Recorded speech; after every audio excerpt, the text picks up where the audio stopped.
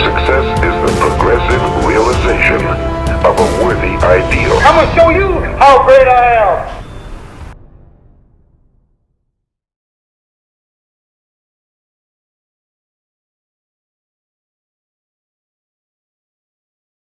Ladies and gentlemen, the boys and girls, this is Njabulo James on the NJ podcast, where we talk with people from all walks of life, whether you are a professional, whether you're on your way to making it, you are on a journey to success, whether you're an entrepreneur, you own your own business owner, or you are an author. We like to speak with people from all walks of life because I honestly believe that we can learn a lot of lessons from wherever it is that you find yourself in your journey in life. And the main tagline that this podcast is based off of is my favorite tagline, and that is that success is the progressive realization of a worthy ideal. That means that you are going after what you've always wanted to go after because it's a part of your highest values, and not because anyone else is pressurizing you to do so that you can live a very congruent and a fulfilled life.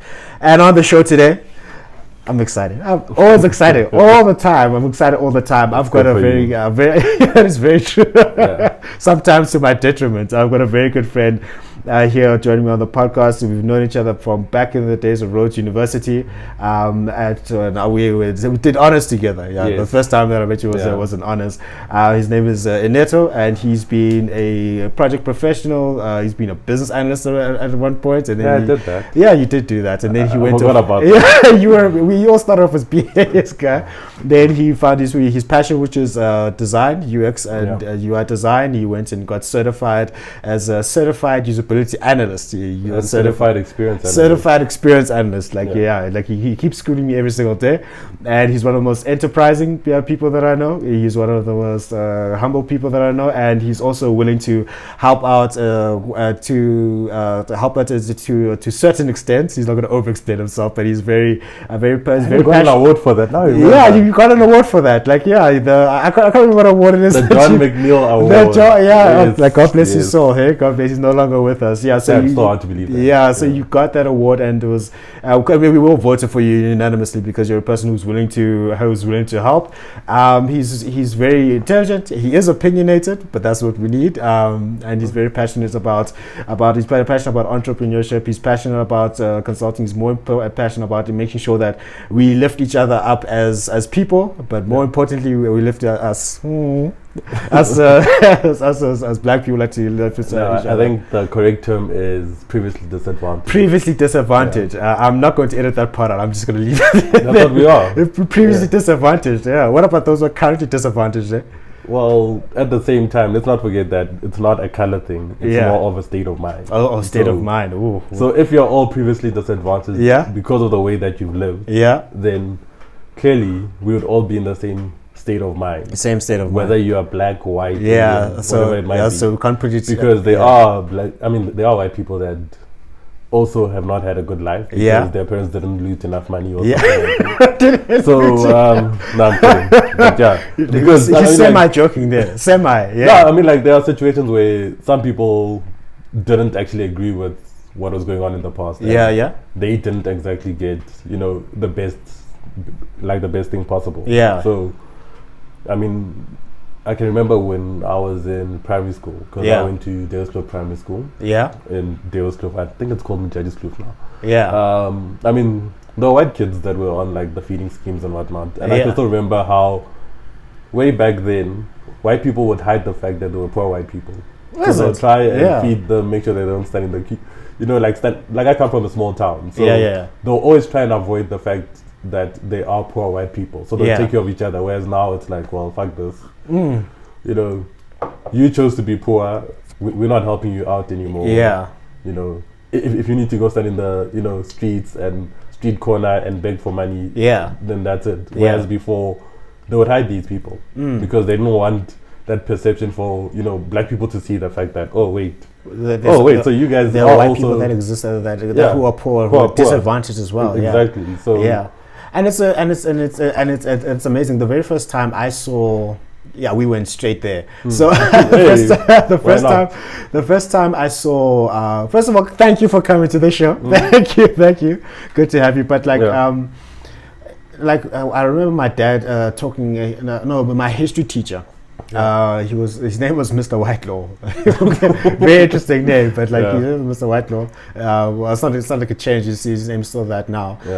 When we were in the history class, we were learning about apartheid and what happened. He said, "Don't forget that there are still white people who are victims of apartheid." I'm like, that makes no sense. I was like, how could you say that like some white people struggled during apartheid? But the fact of the reality is that in that system, and I'm not the most well-learned person, but this is what around this topic, so don't come fetch me on Twitter.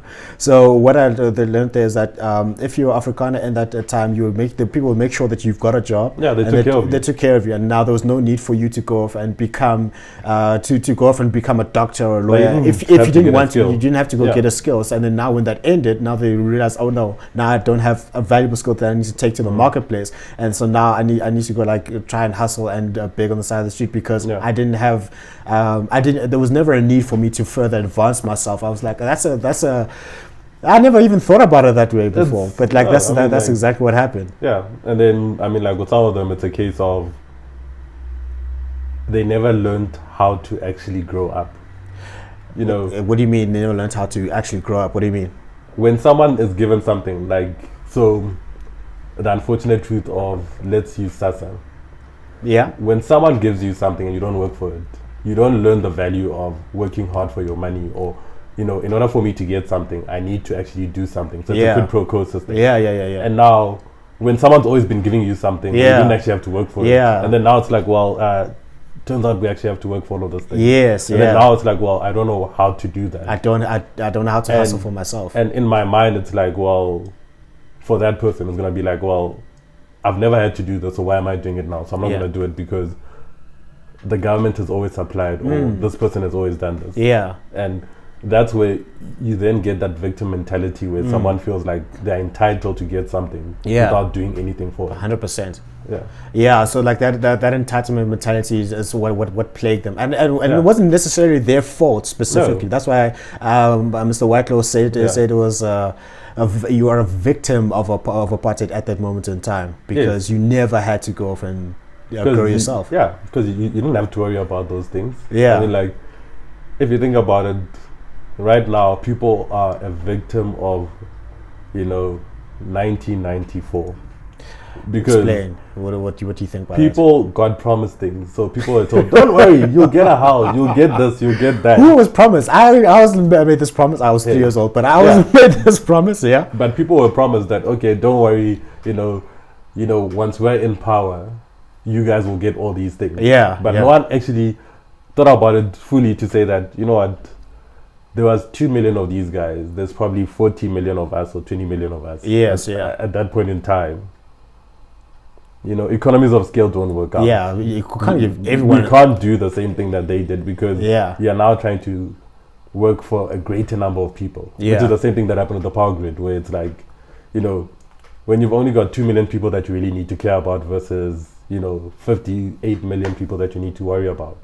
That changes factors completely. And if people were able to steal money at that point because 2 million people and we are saying that we are 50 million, but I can take out all this money because of the fact no one actually takes into account those black people. But now it's like, well, you need to actually cater for everyone. People are not doing the right maintenance, you don't have the right skills and all that other stuff. You are going to get into a situation where it's like, well, we screwed up. But at the same time, it's, are we willing to accept the fact that we screwed up, and people actually coming up and saying, we screwed up, but let's figure out a way forward, like post this whole situation. So like, what do you think of? So we've been out of apartheid for 26 years now. That's that's a good sizable amount of time. And in that time, and not to be all political and whatnot, I think we can all agree that there's been a ton of corruption. To the point, a ton of a ton of corruption. That's happened in the past 26 years. So nowadays, I don't think can we actually go back and say now at this moment in time we still go back and blame apartheid for our negative. I will call it 1994. I'm not gonna call it apartheid. So what we also need to consider is that there's this whole concept of old money and new money. Yeah. When you are now put in power and you've never had that power, and at the same time you think to yourself, you're like, okay, I was in the struggle or whatever it might be. Yes. And I was way back there in Soweto, didn't really have a nice house, whatever. And then now I've got all these things. Yeah. The moment I live here, like, okay, I'm going to be done. I've done what I need to do. Go back to my normal life. Can I really go back there? Because in your mind, all you're thinking about is like, well, I'm going to go back to being poor. Yeah. And that's where the issue now comes along, whereby someone's got that at the back of their mind. They're like, I don't want to die poor. Yeah. So I need to find the best solution for myself, because, you know, it's human nature for you to want to take care of yourself first before you take care of others. True. So the unfortunate part here is that someone took care of themselves and didn't think about the nation that they were actually going to be affecting, because they're like, well, I'm sure I'm the only one doing this, where it's like, oh wait, it turns out that there's a shit ton of us who are actually doing this, and it's now affecting so many people. So that's so going back to that, let's talk in terms of, like, you know, or let's say organizations or businesses or wherever people can find themselves. There is this this state whereby a person is like, I'm there, I got to this position, I'm being paid the money, but I'm in more survival mode, and I don't want to add the value that I'm supposed to be adding, and hence now they're not doing the job. Now I was just there to get as much money and then get out. What do you think about that mindset? That's pervasive. I mean, like keeping up with the Joneses. Yeah, definitely. What do you think about that mindset? You've got a high paying job, but you don't want to do the actual work. All you want to do is just like pocket the money and not do the work. And this is not even a political thing. I'm saying, in businesses and in large organizations, I've heard stories of this, and I've heard stories of this, and I've seen some people do it where I'm being paid 1.5 million rand or 2 million rand or 3 million rand a year, but I'm not actually adding the value to the organization. I'm just making sure that I'm lining my pockets. And then when people figure out, it's going to be too late, and now I'm out. I think it's called. I think we learned something in management theory. I think it's called like the fat cat syndrome or whatever the case is, where it's a practice where a CEO would go in and get like a huge, like a large package, these guys get paid quite a bit. I read it in Executive Salaries, the book that was published in 2013, looked at this executives and how much they get paid, all these large companies. A lot of money. Some get paid 196 million rand in a year. And that was 7 years ago. Some 202 million rand. They're doing quite well, but there is, it's a global thing. Where they'll go in, I'm going to get this package anyway, and I'm not going to perform. And if I get fired, I've still got tens of millions of rands. What do you think about that mindset? Because you're not trying to build a legacy. Yeah. So in your mind there, it's more of, you've got imposter syndrome also going on there. Yeah. You knew for a fact that you couldn't do this thing, but you also don't want to ask for help. Or sometimes it's like, you know what, I just need to get as much money as possible to get out of those situations, because the truth is, I don't really know what I'm doing. And it's a hard thing for you to admit that, hey guy, I don't know what I'm doing. Whereas, I mean, like, it's a situation whereby you're a leader. If you tell people, you're like, okay, we're in this together, let's all figure out a way to work around this situation. That changes perspective completely, because then people can then say, okay, so here are the issues that we're experiencing. You know, you're good at this, that's why I hired you. You're good at that, that's why I hired you. Let's all use our minds collectively to actually find a solution to these things. Because the main reason why you pay those CEOs all that money is because they're good at getting other people to actually take out the best out of them. You know, to bring the best out of you. Because you don't, you know, as a CEO, the value that you bring is being able to get the best out of people. And if you can't do that, then you're failing as a CEO. So no one expects you to do the actual work, but people expect you to be able to give people the courage to actually want to do that work. And I think that's where some people are good. I don't know how to phrase this properly, but people are doers, where you're good at doing things, right? But then now, when you expect those people to manage teams, they fail dismally because they're used to doing things for themselves. So it's like that. It's like you make like a person who's like a pure technician. Making a technician a leader. Now they don't have the organizational skills or the leadership skills. They don't care about any of that. They want to. Once you face with that situation, like, we want you to lead large teams, but you're like, I'm a technician by nature. Do I want to lead large teams? I have a slightly different situation where Yeah. I don't want to deal with people's nonsense.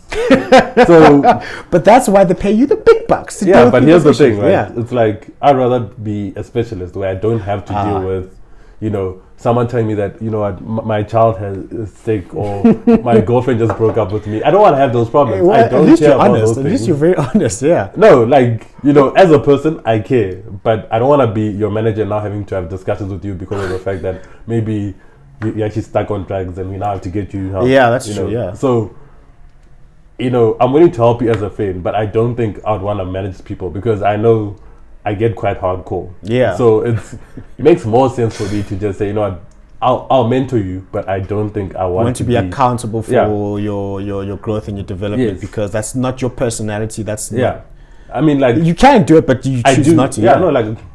Do it very easily. Yeah. But I just don't want to have to deal with people's drama because then you're taking on other people's responsibilities. Yeah. Because you get to situations where you've got people that just don't care. What do you mean don't care about the work that they're doing? I mean, some people just want the money. They don't really care about am I doing the work? Yeah. It's like, okay, what is the bare minimum that I need to do for me not to get fired and for no one to actually notice? Yeah. And once you get into those sort of situations, you get this weird problem where it's like someone intentionally does that just because of the fact that they know that, I know the rules so well that I can't get fired. How do you deal with a situation like that? No, everyone knows the rules, but we'll work around the rules. I mean, how do you deal with? Okay, let's so it takes about So it takes about a year and a half to get rid of someone, right? To get rid of someone? No. To get rid of... Yeah, so before you even catch on to the fact that they're... Because, usually people have sob stories and everyone buys into the sob stories and then it's like, shame, but this. And then you find out that this person actually has the victim mentality. They're always the victim. Of everything. And then slowly everyone starts to realize, wait, this is quite a regular thing. It's okay to be a victim if you're still doing your work. Yeah. But if you're a victim who's not doing their work, then it's like, what's going on? Okay, now everyone needs to sort of figure out how do we get this person to perform. Yeah. So if we remember from way back when we're still in the same consulting firm. Yeah. The P2P. Perform to grow. Or I forgot what it was P2P. called. Yeah. Path to pleasure. No. So basically, also the whole perform to grow and all that other stuff. That's a performance to something. Or no, it's something to performance. Yeah. I forgot what the other thing is. Oh, there's this performance there somewhere. Yes. So the whole thing is you've got the triangle and that whole determines how you are able to grow and all that other stuff. Is it the means, willingness, and skill? Yes. Yeah, the means, willingness, and skill triangle. Yeah. Yes. So then legitimate leadership talks about that as well. Yeah. So from that, right, you have to suss that out and then see, okay, is this gonna work or not? And then also, some people are just very good at finding that line. Yeah. Where I don't actually have to do anything, but no one's gonna catch on. Because for some people, that's what they live off. It's like someone will work somewhere for a few months or for a year or two up until someone catches on to them, and then they actually move on because that's all they actually want to do. Have this company on my CV, move on to the next company, have it on my CV. Yeah. Move on to the next company. But no one actually knows what value you're actually bringing. Yeah, isn't that you being a thief in some way? Well, you are being a thief, but you also have another skill. Because people are not catching on to this. Like half of the time, most people don't catch on to it. Which is why I'm like, it takes a year and a half. How come I don't have that? How come I don't have that skill? So a year and a half. Okay, from the moment you're like, okay, actually, Eneto is not doing anything now. So let's say I figured out, I'm like, he's not being this, he's not doing my screens on time. He's not doing my UX analysis on time. You still need to prove it. Yeah. Right. Okay. So now it's not what you know; it's what you can prove. Yeah. Okay. Because at the end of the day, I mean, like consulting this consulting firm. Yeah. You had goals. Yeah. And you had weekly checkups. Yeah. You had to do all of that. Yeah. True. Like that reporting. If you don't have any of that stuff in place, which most organizations don't, you have no way to actually really monitor how people are actually doing or progressing. So if you don't have any of those avenues in place, by law, you have to prove that someone's not doing their job. How are you going to prove it if there is no real measure to say that, person X has to do this because description of job role X requires you to do this, this, and this. And if you don't have that, then how do you prove it? You can't really. Yeah. You can't really. So then now you have to define all these things first. Yeah. And then show that the person's not doing it. And if the person even does 50% of that stuff, you can't get rid of them. Jeez, it's like employees are like heavily protected in this country. Yes. That's the wonderful thing about it being an employee up until Section 189 happens. What is Section 189? That's when, what's that thing called again? Is that Section 189? Yeah, Section 189. Is that when a company goes bankrupt? No, like when retrenchments happen. Yeah. Section 189. Yeah. So when that happens, that's an entire process that you need to go through on your own. Like first you have to prove like you're not making X amount of revenue. Yeah, but these are things that can be sorted out. That's not really an issue. But at the end of the day, because we're now in this economy where knowledge is power. You can't really measure how much someone really knows. Yeah. Because you now go ask, okay, has this person spoken to this person? Has this person spoken to this person? Yeah. And you also have those situations where people just want to get rid of people. So they'll say nice things about them just so they won't be their problem anymore. Yeah. And then like 6 months down the line, you're like, wait, but this is not what everyone else was saying. They're like, oh yeah, sorry. Yeah, we really had problems with that person. But they really needed the job. Yeah. Then what do you do in that situation? So, but the thing is I don't think. Am I hiring you because I like you, or am I hiring you because I want you to perform a particular job role and using a particular set of skills? So, I think that's the way the disconnect is for me. Gone are the days of people hiring you just for a skill, because you still need to have that whole culture fit thing. That I get. No, I get the culture fit. I get the compatibility with the organization and the people that you actually have to work with. With. That's fine. It's that's good. But is that enough though? Because let's say I'm part of XYZ Unlimited, and I'm a good culture fit for them, and they want me to run their projects for them. But then they like me. I'm a great guy, but energetic, dynamic. Let's say I've got the skills, but I'm not utilizing those skills. Is being liked and being a culture fit enough in that case? No, because so why do some people get away with it? Some people are more likable than others. No, but I'm like, okay, so I'm still likable, but I'm not performing the job that I'm supposed to be doing. No, I think that's where you now get this thing of. Some people are good at the whole corporate game. The corporate game. The corporate game, bro. You listen to this. The corporate game. It's a game. I don't even know what that means. What is the corporate game? Some people are very good at just speaking to the right people. Yeah. Saying the right things at the right time. But not actually doing anything. And... because of the fact that you're saying the right things when the right people are around. Yeah. People assume that that's the person who actually knows what's going on. Yeah. Big assumption. Yeah. But at the end of the day, the world's just based on assumptions anyways. So the whole world is based on assumptions anyway. I assume that sweater you're wearing is grey. Everyone has agreed that by assumption that sweater is grey. It's charcoal, by the way. Charcoal is grey. My assumption is that it's grey. Yeah. Now, you could put it into a poll, and some people are going to call it charcoal, some people are going to call it grey.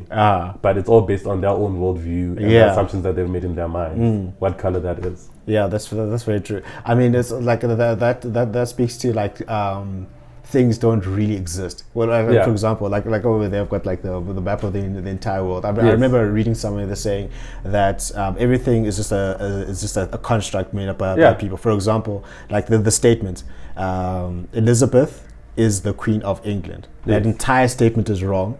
Why? Because number one, there's no such thing. There's no such person. There's a person called Elizabeth doesn't actually exist. No, it's Queen Elizabeth or whatever. Yeah, like the position of queen doesn't exist. Yeah. The England doesn't exist. People once decided, I'm going to call this. Look at this specific piece of land, define the borders, and I'm going to call it England. Yeah. Or I'm going to name her Elizabeth, or I'm going to name her queen, whatever the case is. And everyone just has to agree that. And everyone agrees on that. But then tomorrow, people can agree. I'm like, it's not going to be England. It's going to be called Wakanda for or whatever it is. So like, okay. I mean, like that's how the concept of money works. Because we all have to agree on a form of currency. Like, because people will agree that a 50 rand has got the value attached. Because that's another thing where it's like, well, currencies I can never really understand. It's currencies. I mean, like, for instance, the US dollar. Yeah. You know, it's not based on anything, because before it was based on the gold standard. Yeah. So the value of gold helped to determine what the value of money was. Mm-hmm. Because, you know, with bartering, that's how they sort of determined that, okay, we need to have something that becomes a standard, and then from that we actually use that to determine the value of money. Mm-hmm. But now it's just based on theoretical numbers that come from nowhere. Yeah. Well, sorry, not from nowhere, but from somewhere. Somewhere which people way smarter than us understand. Yeah, definitely. Or know how to trick us into believing that they understand what they're doing. So know how to trick us. It's one big game. Let's go back and talking about this thing they call the corporate game. When I started working 6.5 years ago. Jeez. Yeah, she thought about it the other day. I was yeah, like, wow. 6.5 years. Hey, wow. Hey, you didn't. And so it would be 2 months. So 2 years. Actually, yeah, it would be 2 years, 2 months. So end of September would be 2 years since I left the cult. Sorry, not the cult. Actually, it would be 3. 3 years since you left the cult. Yeah. So yeah. Every place is the cult, bro. Every place is the cult. Yes, but yeah. Yeah, the cult. Anyways, yeah. It's an interesting place. Yeah, very interesting places. Like you worked at like 2 places. Technically speaking, I've only worked at one place. Yeah, I've only worked at one place. I've just worked at many departments in one place. But I've also done things everywhere else. Yeah. Whilst in that one place. Yeah, but like at least you avoided the trap of someone saying, "I've got 10 years experience," but like no, you've been 10 years doing the same thing every single year. Is that experience? Like, let's talk about that. Yeah. Is that experience? Because you're very good at one thing. Which is monotonous. In this day and age, doesn't make any sense, because it comes back to that whole T-shaped skilled individual. So if you know how to do other things besides that one thing, then that's great. Yeah. But if you're always going to focus on the fact that, you know, when people let their roles define who they are, that becomes a problem. Because you could say, okay, I am a project manager. But over and above being a project manager, I understand that there's developers, and here's how they do their job. Yeah. You know, UI designers, or how they do their job. Yeah. Here's how they do their job, and you know, learn all those different skills so that it equips me for, you know, if I need to pivot at some point in my life, then I'm actually able to do that. Yeah. Because the one thing that gone are the days where someone's gonna have the same job for 20, 30 years.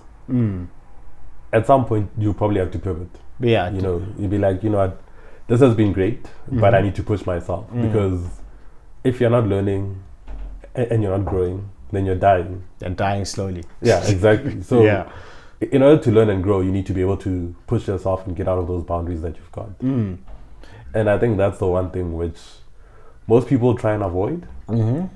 Though the box is great. Yeah. But you have to get out of the box at some point to see what's out there. So then how do I specialize if I need to know a lot of things? But you can still specialize and still know a lot of things. Explain. So for instance, you've done your PMP. Yeah. Are you going to lose the fact that you were able to write up spec docs? Or the fact that you learned about, what was the stuff that they used to teach us there? Trying to remember. It's been a while, a long time. Yeah. So like all those things, like the things what is a bank and all those other things. You're not going to lose any of that stuff. Yeah. Right? That just helps you to become a better project manager. I still write spec docs to this day. Exactly. And then for instance, and test cases. And I can still remember. You see, those things I really hate to do. Yeah. No, but I can still remember how, the value of a consultant is not based on the fact that there's a specific role that you're hiring that person for. Yeah. It's based on the fact that you've hired them for a role, but they can do way more than that. Yeah. And that's what the true value of a consultant is. It's not the fact that, this person knows how to be a BA. Yeah. It's the fact that they are a BA, but they understand all these other skill sets, and they've got people who will help them and guide them throughout all these other things, so that you don't have to worry about it. So this guy is a PM or a usability specialist. That's the core skill. Yes. Or so that's what we've hired them to do. Yeah. However, like for example, let's say you are a UI specialist. Yeah. You're a UI specialist, but you understand elements of project management. You understand the elements of being a business analyst and being a tester. And well, technically speaking, whether you're a tester, BA, UX designer, UI designer, you still need to understand elements of being a project manager. That's why, because you still need to plan out your life. You still need to do that stuff. You still need to learn how test cases work, how testers actually do their jobs, how devs do their jobs, because they're also quite good at avoiding things that they don't want to do. Yeah, because people know better. I love developers. Developers are the best breed of people out there. Yeah, I'm sure. I mean, like, great people, but also can be lazy at times. They can be. I think developers are underappreciated at times. No, I just think they're highly smart. Highly smart. They're very smart people who people will always believe them, even when they shouldn't. That is the funny. That has killed me as a PM and is still killing me today. That's why I've enrolled in Udemy courses to code and try and understand things better as a developer, because the skill of copy paste. Guys, I actually learned. I'm like, you guys have been lying to me all the time. Because I did this one module on HTML. Yeah. For example, putting a date picker and putting in validations. Yeah. It's not as difficult as they were leading me to believe. No, but they could be using a different framework which might not actually allow for that. Right. No. I mean, like, it is possible. It is possible that I could be hoodwinked, but barring that, if you're a PM out there and you or a UI designer out there and you work with developers, the best thing I take a development course so you can try and understand what's going on in the world. To be honest, I think it's more about building trust. The trust between them. Yeah, no. Granted, I'm trying to understand when you say it's going to take me 15 days to build. No, that's too much. It will take me like a day and a half for me to build this particular form, and another day and a half for the validations. If I've done validations, whether it's like at a small level, then I can probably try suss out. No, but you have to understand that. Okay, so let's say when you're doing that assignment, that validation that you're looking at is based on maybe just HTML. Yeah. Now, this person needs to understand how it's going to work out with the back end and still with the front end and whatever framework that we're actually using against. And also the actual knowledge skill set that they might have as a developer. Because, you're a consultant. Sometimes, as a grad, they'll throw you into the deep end and they'll say, don't worry, you know everything. Can't you know? Fuck on! Exactly. So then you build up that little, space for you to be able to actually do that desktop research to figure things out. Because I still remember when I was still working in Africa. Yeah. Sorry, not Africa, because we are in Africa. Yeah. When I was still working in the rest of Africa, which also still sounds wrong. Yeah, this sounds wrong, guys. Yes. So the rest of Africa. I mean, like, we had a couple of developers from India. Yeah. And they would always say, like, okay, I just need to speak to the team offshore to find out this, to find out that. And I'm like, this all doesn't make sense, because way back then, I could still remember all of the stuff that I used to do as a dev and whatnot. So I was like, okay, no, this is really easy. This shouldn't take them that long. God, you've got a computer science degree. You're actually qualified to be a developer. Yes, I am. I don't want to spend my life worrying about commas. So that's not going to happen. It's not that simplistic. Yeah, no. Carry on with your story. So yeah, I'll touch on that. So after a while, started to build up enough trust with the developer, and I was like, what's really going on here? Yeah. And it's like, well, like, listen, the truth is, I actually have, I think I was electrical engineering background. Yeah. And I don't really know that much. So Yeah. what usually happens is stuff which I don't really understand.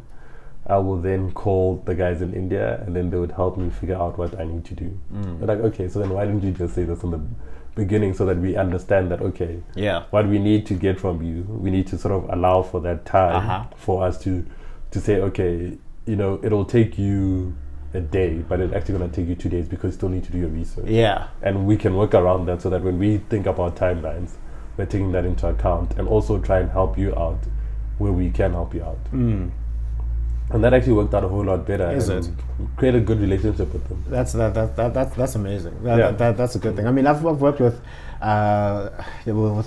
developers, and this is not even a slight on developers. I respect them. It's like they're very interesting, very smart people, very interesting people. But when it comes to their own estimations, it's a very difficult thing to sort of rely on that 100%. Yeah, very difficult. For example, like I remember when we were doing a project for a big motor company, right? Yeah. And then we were building like a web application for them, and then we were talking about like this form. Yeah. We were building a whole lot of forms for them with a lot of validations with them, and then I was like, okay, so this is the specification document that you have. It's very clearly outlined. It's clear to you. It's clear to you, right? Now that it's clear to you, how long will it take for you to do this? So that makes sure, like the front end, the back end, and tying things up, and then making sure that we are okay. Yeah. Then I get, like, for argument's sake, like it will take me a week, which is 40 hours of effort. I'm just like, that's you doing your own developer testing and everything. Then it ends up being 2 weeks. Then it ends up being 3. Then it ends up being a month. So I'm like, what was wrong? What happened? Then they'll say, this is software development. There's unknown unknowns. Is that is that a credible enough thing to say? There are unknown unknowns? Because from your perspective as a UI designer, and your interaction with developers, is that no, I mean, like, so you have to understand that some things are new and some things are not new. Yeah. And then also, you're also expecting those person to work with someone else's code. Yeah. You have no idea how that person writes their code. Yeah. What sort of quality that code is. You might have to redo stuff. Yes. Systems might not be up all the time. 100%. I mean, you also don't know the environment that you're actually working on. You know, you have to understand that there are all these different perspectives that we might not think about, but they have to think about. But at the same time, when you're moving into a new environment, you also don't know these things. Yeah.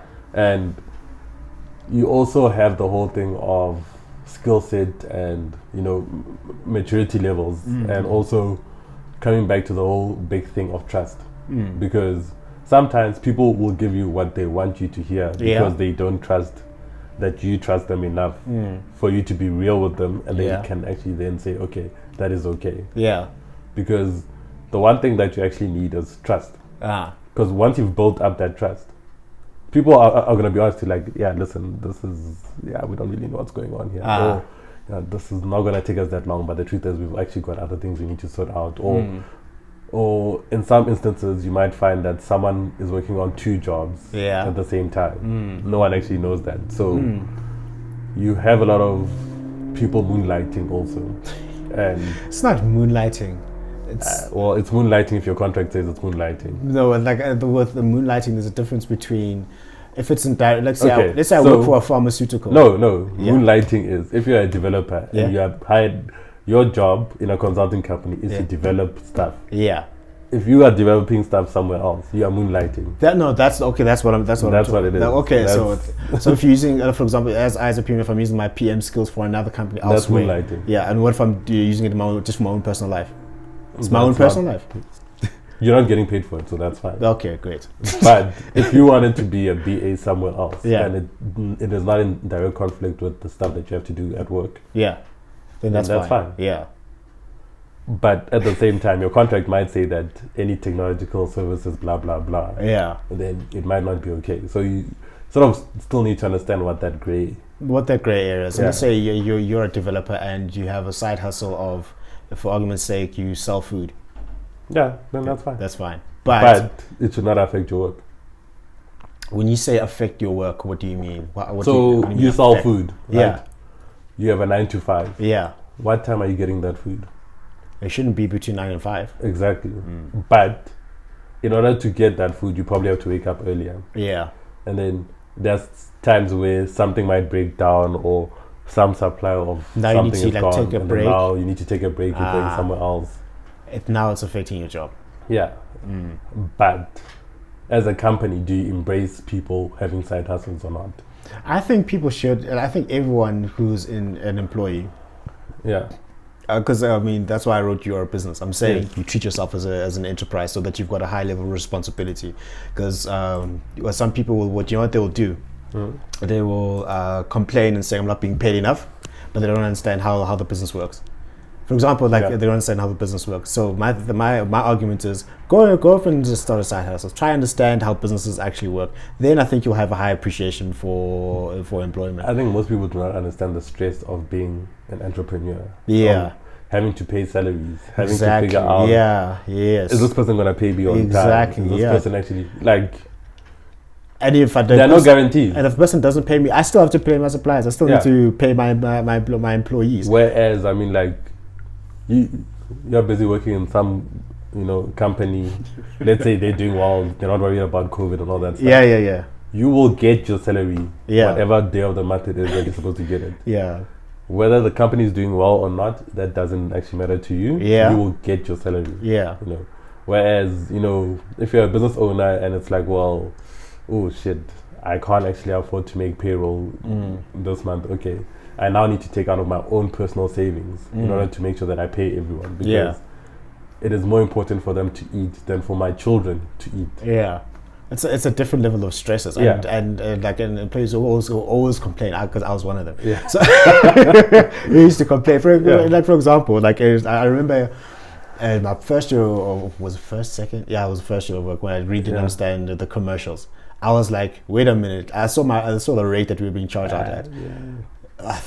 800 rand an hour, 1,000 rand an hour, 1,500 rand an hour. I'm like, but it's not translating into my bank account.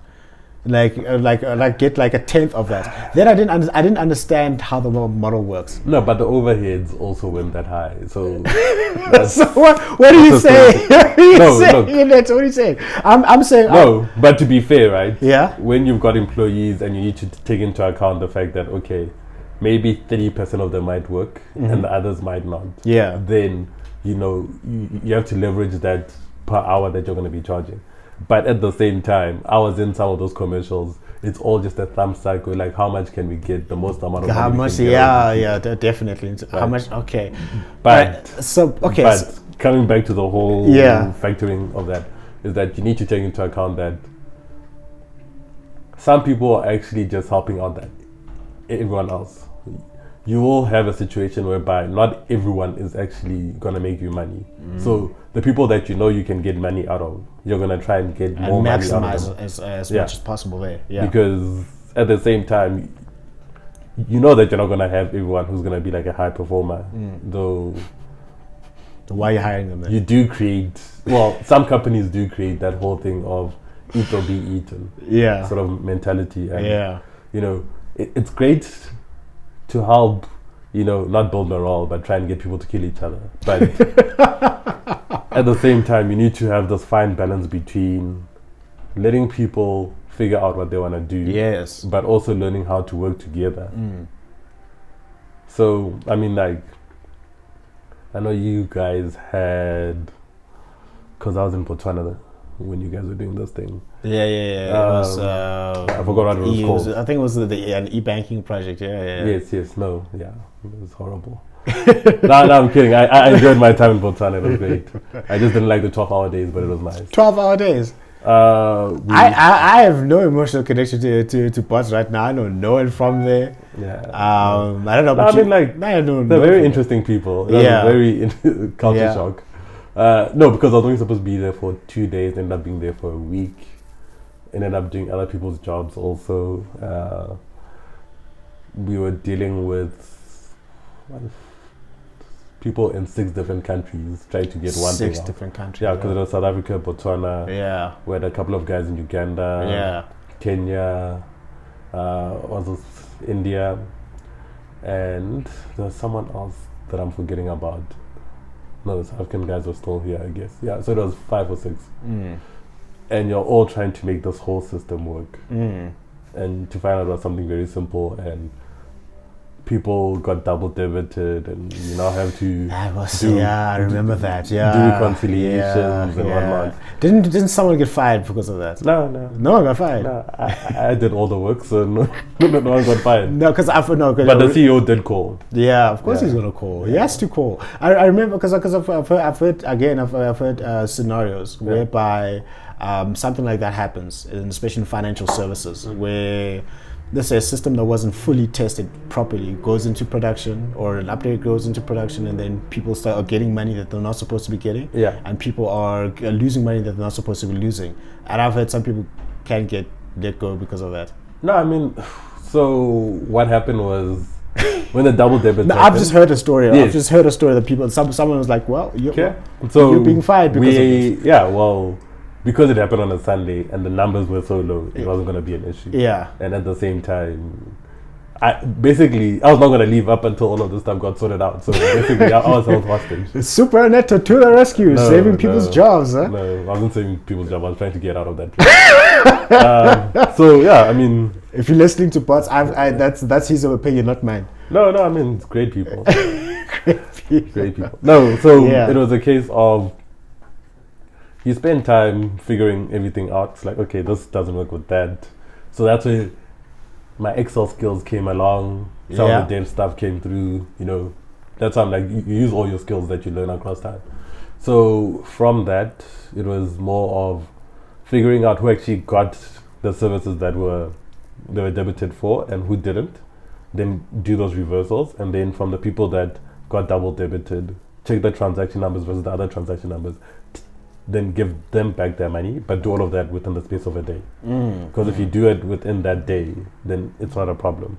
If you do it before that, if you do it after that, then you'll have issues. And which is why also having major system updates, you'll do it during a weekend. Because if you try and do it during the week, the chances people are more paying attention and all that other stuff. And if it breaks, then And I remember when was it? One banking app went down during a Monday or a Tuesday, and then I'm trying to pay people here. I can't log on. But so that's why most releases are done on a Saturday or Sunday. But to be fair, you also need to understand that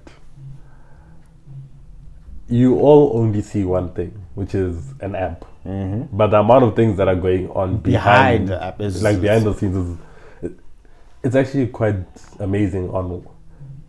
In order for you to get your money, what actually needs to happen. And that's the one thing most people don't understand, which is also a bit like, like life. People just look at face value. They're not looking at all the things someone had to actually do to get to the point where they are. So I think the more people try and understand that, but then people won't because they just want their money. At the end of the day. At the end of the day, I'm like, listen, I want to know, can I pay people? Can I receive my payments? What happens at the end of the day? I don't want to try to understand that. I'm just giving a very simplistic scenario. But it's also good to be multi-banked. Not that I'm condoning it, but it's good to be multi-banked. Have different options. That's. I mean, have different options. So like, for you, are you saying that I should have more than one bank on my radar? I should bank with more than one bank. I bank with more than one bank. Okay, what's the business case for that? Okay, so for you as a consumer, as a consumer, as a consumer, I'm going to explain this. So the one account I've always had, like even as a child, had the Bob account and whatnot. So people who know what Bob accounts are don't know what it is. And then the other one, my mother banked with the other bank, so then I had that bank account. Then when I moved to a certain bank, I had to get a bank account there. Then to travel, it's cheaper to actually not get Forex, but to just use a Capitec card.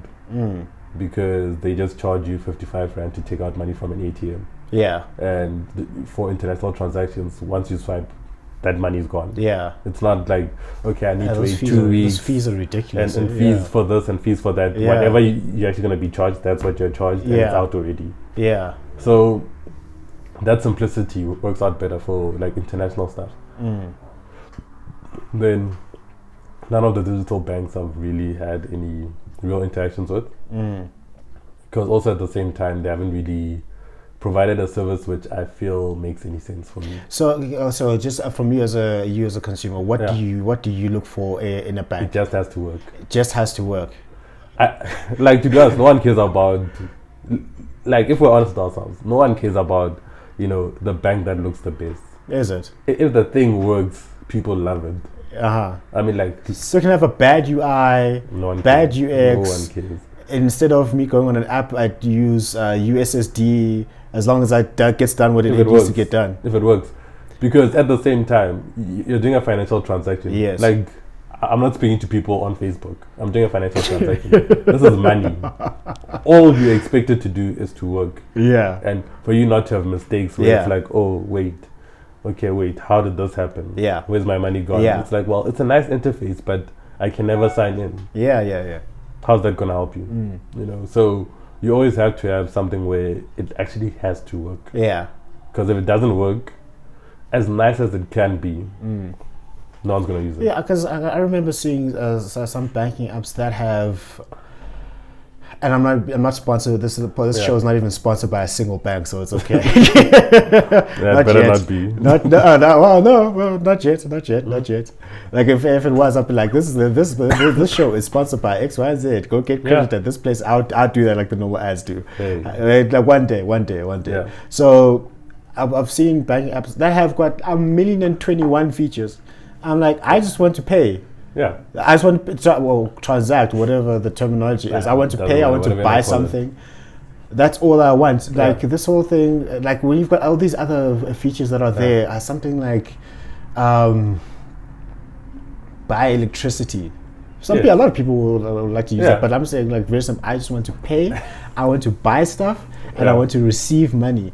All these other things like opening up 1 million different investment accounts, it's great. I've used that, but like primarily, like the most things that I use like a bank app for is to pay and to receive money. So it's like the 80-20 rule. Yeah, the 80-20 rule. So why am I being given 1,041 different features when because you have to cater for over 1 million customers that have the same app. Okay. And you've got, when you're looking at the technology spectrum, you've got the laggards and the people that are going to be the early adopters, and then you've got the guys in the middle. But at the same time, because we're all trying to move into this digital world where people don't have to go to branches. I had to stand inside a branch for 4 hours. 4 hours. The other day. Yeah, interesting. To get a card, bro? Yes, because I couldn't get onto internet banking without the card. So that's otherwise that's a tough process. Yeah. So I basically felt poor even though I had money. Because I couldn't actually see my money. You couldn't access your money. You couldn't see your money. It's like I can see it, but I can't do anything with it. Like, it looks nice, but So do you value making things as easy as possible for you? Like, if you had the choice, would you ever walk into a branch ever? No. Never. No. For what? Do it. For what? Because the ambiance. No, I mean like what they charge you to get it delivered and what they charge you inside the bank to actually get the card, it's going to be the same anyway. Yeah, but because they're still going to use a courier service to actually bring the card and all that other stuff. So why? And then what do people actually go do inside the branch? Like when you went to the branch the last time, what did you have to do? I haven't been to the branch in a long time. What I went to go do was, I wanted to get a new card. But you could do that on the app. Now I can. Well, on most apps. on most apps. Well, yeah, okay. Yeah, on most apps. On most apps you actually can. Yeah, definitely. Then I wanted to close an account. Okay. I wanted to go close an account. I wanted to go and I think I wanted to go withdraw like tens of thousands of rands. Like cash. Yeah, cash. Yeah. Oh, okay. Yeah, because I had a situation where like it was only cash that could be used as a system, no EFTs. Yeah, but to be honest, I feel like people just need to learn how to. Yeah, but some people trust the. Do you trust the system? I do. I do. Do you trust some people? Like, I don't trust the system. I want to see my money cash. Because I do schedule payments, so I don't trust debit orders. Yeah, but I do schedule payments. Yeah. So That thing will change your life, so you don't forget to. I don't pay wanna. someone. Yes, but I don't like the fact that someone else can just take out my money inside my account. How I want to be able to do it myself. How can someone take money out of your account? That's what a debit Oh order yeah, is. debit. That's what you mean. Sorry, yeah, debit Yeah. orders. Yeah, definitely. So for me, schedule payments work out better. For you, yeah, but like you. Yeah, okay. that's- Never mind. I'm not gonna go into. So that's what I went last time. I went into a branch. That's what I Okay. was there to do. Yeah, but these are things that you could actually do without going inside the branch. Well, actually, you could take out that huge sum of money. It'll just take a very long time. To add to, but like things I didn't want to like go and stand at the ATM. And bother everyone else is just looking That's at what you. I and yeah. you're like, That's what I was like. Yeah, so like I had Yeah. this huge sum of cash that I wanted. So that's why I went inside the branch and say, "This is how much I want, and please can I please get it?" And here's the reason why. It was a very legal transaction. Very legal. I'm sure it was. Yeah, definitely. I'm sure it was. You have to put that disclaimer out there because people are like, "What was you using this sum of money for?" It was a very legal transaction. Yeah, I I'm just sure it need I just need full on cash for that. Just I wanted to ask you like something Yeah. that's been like they've been percolating in my mind. What do employees get wrong when they start a job? Like when they start a job, what are they getting? What are we getting wrong? I'm trying to understand. I want to try and understand two sides to the story here. So Employees complain and employers complain. So I want to try and understand what do the employees get wrong when they enter into the marketplace and when they, from So- your own experience of what you've seen. So I think it's twofold. Yeah. You've got two different sorts of personalities. You've got the guys that truly believe that they're the be all end all, Yeah. that can do no wrong and no one can tell them anything. Oh, is it? And then those are the ones where you have a hard time actually dealing with because they feel like, fresh out of varsity, I can do anything. No one can tell me because I've got all these books that have told me these things, so I know what I'm talking about. And But do you really know though? no, because Do in you the real really know? world, those things being jack shit. So that's where you now need to sort of learn how to adapt. Learn and how to actually- learn. Yeah, I mean, like learn how to actually listen to people and pay attention. Learn how to accept criticism. Yeah. I mean, that's the one thing which I will always be grateful for. Is the one thing that they taught us really well Yeah. where we used to work. Yeah, is yeah. How to handle criticism and actually accepting feedback and Yeah. actually enjoying the fact that you're getting feedback from someone. Yeah. I actually miss that. I You don't get actually that anymore. miss that. Even though Yeah. at some point it got to him like, yeah. No, I mean like it was like feedback paralysis, but it was also needed because Yeah. that helped to exponentially grow how you actually grew as a person because you learn so much by getting all that feedback and learning as much as you can because you're like, okay, here's what I need to improve on, here's what I need to do, here's what I need to do Yeah. for this thing or that thing or that thing. Yeah. So getting that feedback also helped you to grow as a person. True. Because True. you then learned how to accept the fact that what you believe Yes. and what other people believe might be be two different. different things. Yeah. And you need to find a way to speak to each other so that you can actually get common It goes ground. back to that entire Johari's window. Yes. Your blind spots where Yeah. you don't know what is. You don't know what you don't You don't know know. what you don't know. And some people know something that you don't know about you. So, like trying to actually make that smaller also helps. And then you've got people who have the imposter syndrome where they also don't know the value that they're actually bringing to the organization. And they become quite fearful because they don't want to do anything or step on anyone's toes. Yeah. Because they're like, well, these people hired me and I don't want to say anything that might offend someone, so I'm just going to keep quiet and Yeah. just, sit here in the corner and pretend like nothing's really going on. Yeah. Whereas that person could actually provide valuable feedback and actually, not only for them to grow, but also for everyone inside the organization to grow because they have a different way of thinking than what you guys have because you've been stuck in a place for far too long. Yeah. Which does happen because been in place for 5 years. Yeah. Becomes quite a long time because Yeah. now you're like, well, luckily enough, I've managed to move around. But Yeah. But like being you stuck. also get this thing where you are so used to the problems that are around there. Yeah. Whereas you don't have that enthusiasm to actually try and figure out other things. And having people with fresh perspectives actually also brings that in where someone's willing to try these things out where you're like, we tried this, we're not really sure about this and that. Then you've got the guys that are just there for a paycheck. You know, I know I say two, but I mean there's a huge range of people. So you've got the guy who's just there for a paycheck. Yeah. Who simply just wants to do it. Yeah, who'll just come in, will not interact with anyone. Yeah. Do what they're told and nothing else, nothing more. You know, just I'll do what just do that. There's nothing wrong with that, I feel. So it depends what kind of job it is. If you're a receptionist, then fine, there's nothing wrong with that. But if you're someone who's a knowledge worker, the main reason why they hire you is not just for you to do your job, it's for you to provide value to the company. Yeah. And, you know, you just doing what you're expected to do is not providing value. That is you just doing your job. It's not you growing or you helping to further the knowledge that is inside that organization. 100%. So, you know, for some jobs it makes sense, for some jobs it doesn't. And how do you grow if you're just doing what you're actually expected to do? Yeah. Because, you know, in some places you actually don't get goals. Or you have goals but they're very vague. Very vague, not specific. So then how do you realistic know, and time bound? So then how do you know that you're actually growing? Yeah, that's the thing. And if you're just there for a job, how are you gonna get your next job if you're not actually showing that you had some form of progress? Yeah. If you don't have your, they call them KPIs, everything. Yes. Well, for me, I know it's great to have, you know, what the organization wants to do, but you also need to think about you as a person. I'm talking about your own personal KPIs. Yeah. Exactly. Like, what are your goals? Yeah. You know, I get it that we've got these KPIs for this organization and that's what we need to meet. That's great, but what do you want to do? Because you can't say that I'm actually content with just having those goals. Yeah. Because maybe you might find that, like you're talking about the developer who might be owning like a farm or something. Yeah. You might find that what he really wants to do is actually become a farmer. Go and farm, Okay, so you want to learn how to become a farmer. Yeah. How do we help you grow those skills, but that those skills still help the organization? The organization, yeah. So like being able to marry the two. Yeah.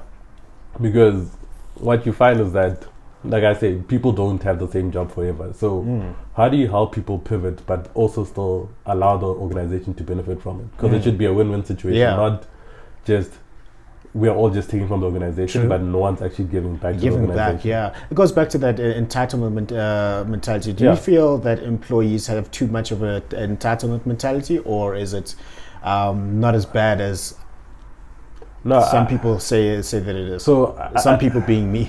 I think it goes back to what you were saying before, where you actually stated that people don't know what goes into actually them getting that salary. And the one thing which I feel like as organizations we fail to do is show people how this whole thing all comes together and ties in, and where you fit into the bigger picture. Because if I understand where I fit into the bigger picture, true. You know, like okay, if I don't do this thing, this affects these people. Yes. Right. That's why my job is important. Yes. You shouldn't be thinking about the money, but you should be thinking about what value am I really bringing here. Because you know, once retrenchments come along, if you're not really adding any value, you're the first one to go. And then you're gonna be bitter and you say, but these people never really appreciated me. But then why didn't they appreciate you? Because no one knows what you actually did. True. Yeah. So now how do you show what you did? Yeah, and you went like those clever people who were able to get away with not doing that. But those people are actually able to extract the value because they knew that this is what people care about. Right. Yeah. So like this, so they know, for example, like if I'm, let's say the clever person, like I know Eneto values me going to 5 meetings a week, and sending out a report once a day, even though it doesn't really add that much value. Yeah. Then I'm able to do that. Yeah. Oh, okay. But why not? I mean, like we all have different purposes in life. Some people want to, you know, climb the corporate ladder. Some people just want to do their jobs. Yeah. I find more value in finding things that I actually enjoy doing. Yeah. You know, the money will come afterwards. That's how I see it. Yeah, that's how you see it. I mean, I was like, we've got these list of books here. I've read all of them, except for this one. I haven't really delved into it because I got angry at one point. No, but it's little stories, so just pick the stories. Yeah, no. I'm saying I just got angry at the top because I'm like, I like it. Just we'll get to this. But so like one of the the three ones here, we've got the Rules of Management, the Richard Templar, great author, a big fan. Rules of Management, the Rules of People, the Rules of Work, and obviously my offering. So, but I want to talk about like just taking some information from these three. So what I've learned was what I got from these books is that number one, what employees don't really understand is like understand how the remuneration system works, understand how performance appraisals work, understand how the business actually works, and understand the different personalities that you work with. Do you want to comment on those? So then I think the first question I have then is, how does it actually work when people actually get remunerated? Yeah. Because that's the real question. Because, you know, people... Why did you put them in air quotes? What is going on? Yeah. No, I mean, like, so the thing is this, right? How people determine how much you're worth is based on the value that they think that you bring to the organization. They perceive that you are adding to. Okay, yeah. So, you know, you could have someone who works the most hardest. Like, for instance, a cleaner gets paid way less than everyone else. Yeah. But would you want to go into an office which is dirty? No, I wouldn't. But would you pay the cleaner more money? Based on my biases right now, just so that I'm not fetched 10 years from now, based on my biases right now and the social constructs and what society dictates that we should pay them, more money than who? First of all, more money than who? Than the CEO? Probably no. No? Well, the CEO. But let's say more money than a grad. Then a grad joining? No, not really. Obviously, well, this is like me not knowing all the information, but like just generally, no. Yeah, but why? That's just the way it works. No, but why should it work that way? I'm not saying it should work that way. Like that's how it's against the perceived value. That's the thing. Okay, so, but I mean, like, that's the thing. It's like when people decide how much money to give someone or how much of an increase to give someone, they put up all these things and bands and E band, C band. You know, this person gets this money because they've done this and that and that. But at the end of the day, it's all based on what do those people think? Yeah. What value do they feel that you're bringing to the organization that they are willing to pay for? Okay, yeah. So, over and above that, it's more about what value can you really bring. So, if you're not bringing any value that anyone can actually see, then you're not going to get the money. Exactly. But if everyone can see the perceived value that you bring into the organization, true. People are more willing to make sure that you get the money that you want. In order to make sure that you don't go anywhere. Or it's not even about money. It's about creating a working environment which is conducive for you. To make sure that you stay where you are.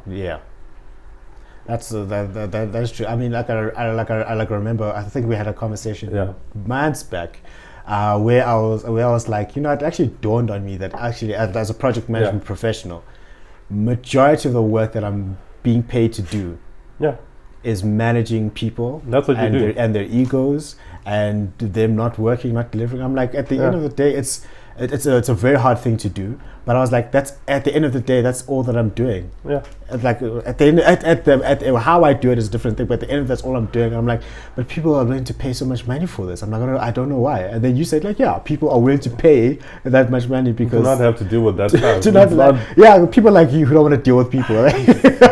I mean, it's a people's game. Like at the end of the day, do you not think that the world we work in is just based on relationships and people?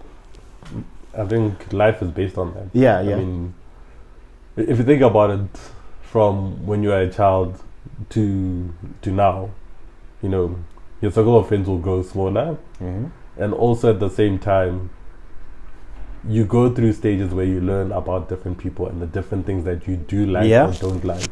You know, so when you're in high school, primary school, whatever it is, some people just want to keep up with the Joneses, or they want to enjoy whatever it is. Some people just want to play sports. Yeah. You know, at some point they grow up and they realize only 1% of them will actually make it. Yeah, well, which is a sad story. But not everyone makes it to the NBA. Yeah, you know, exactly. Not everyone makes it to the PSL. Yeah. Or UEFA, Champions League. Or yeah, so I mean, not everyone can be like Ronaldo or Messi. Not everyone. Not everyone can do that. Yeah. Yeah, but it's one of those situations where you slowly have to accept that. Right? Yeah.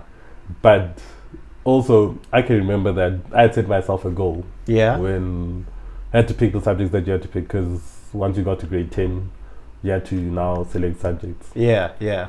Then I can remember that I only had one requirement. I didn't actually know what I wanted to do, but all I wanted to make sure was that I didn't have to wear a suit and tie to work every day. You didn't want to work a suit and tie. Yeah. But you look so dapper in a suit and tie.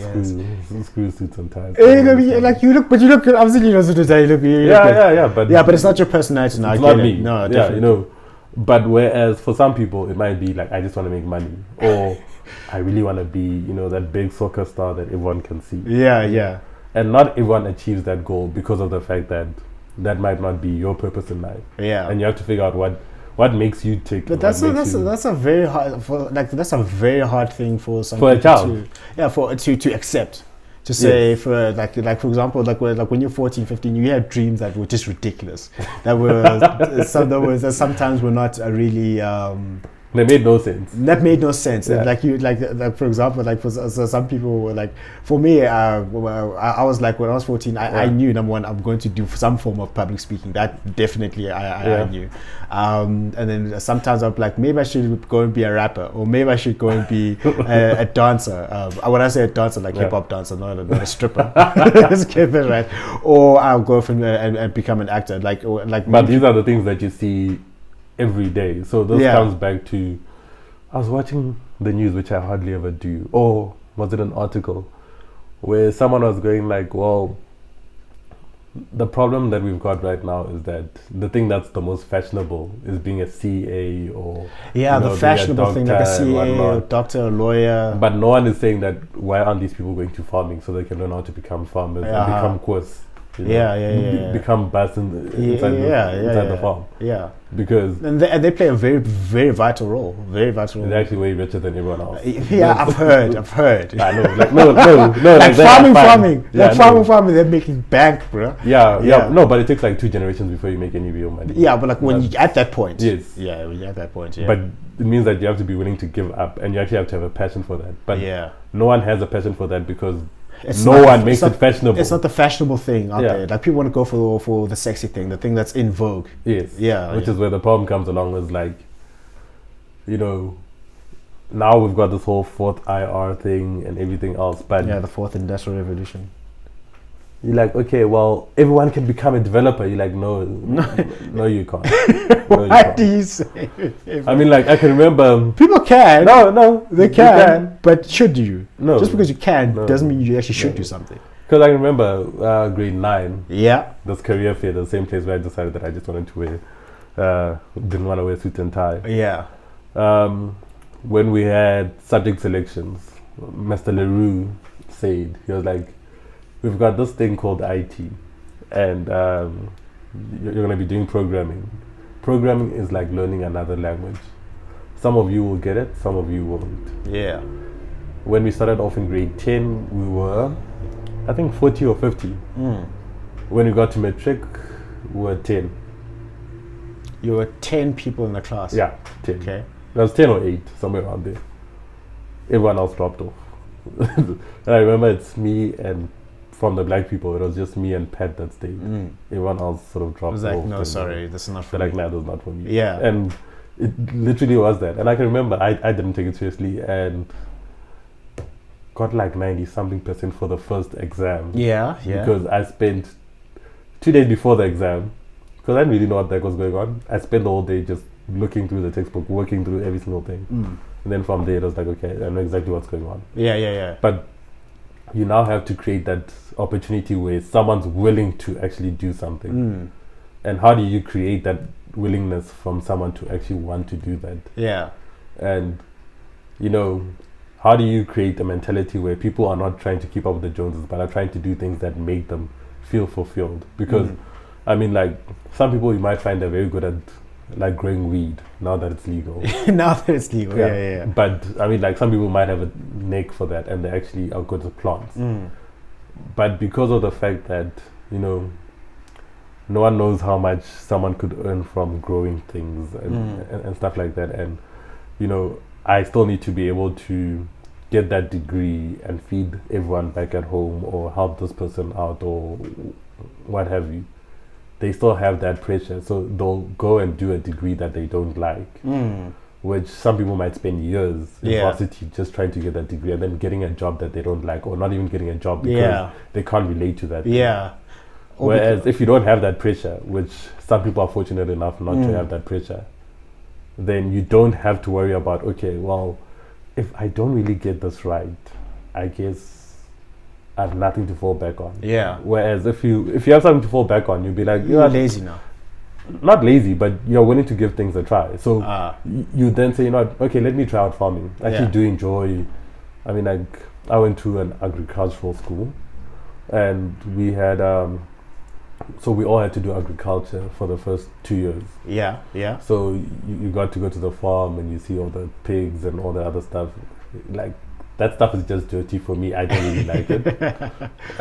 It's not a thing for you. Yeah, but you get that opportunity. But the problem is that also as our people, we also don't like those sort of things. But you might find there are people that like it inside that group, but because they don't want to seem different from everyone else, they will never admit the fact that they enjoyed the whole experience of going to the farm and doing all those things. So how do you make farming cool? I don't know. That's the thing. So like, the point that you bring across is that like there are so many professions that are out there. There's so many other things that people can do and actually want to do. But because it's not fashionable. And reality. What do you mean by reality? Circumstances happen. Circumstances do happen. You might not be able to do what you want to do because at the current moment in time. So, for instance, someone might really enjoy teaching. Right. But at the same time, they want to try and get out of that 4-room that they live in.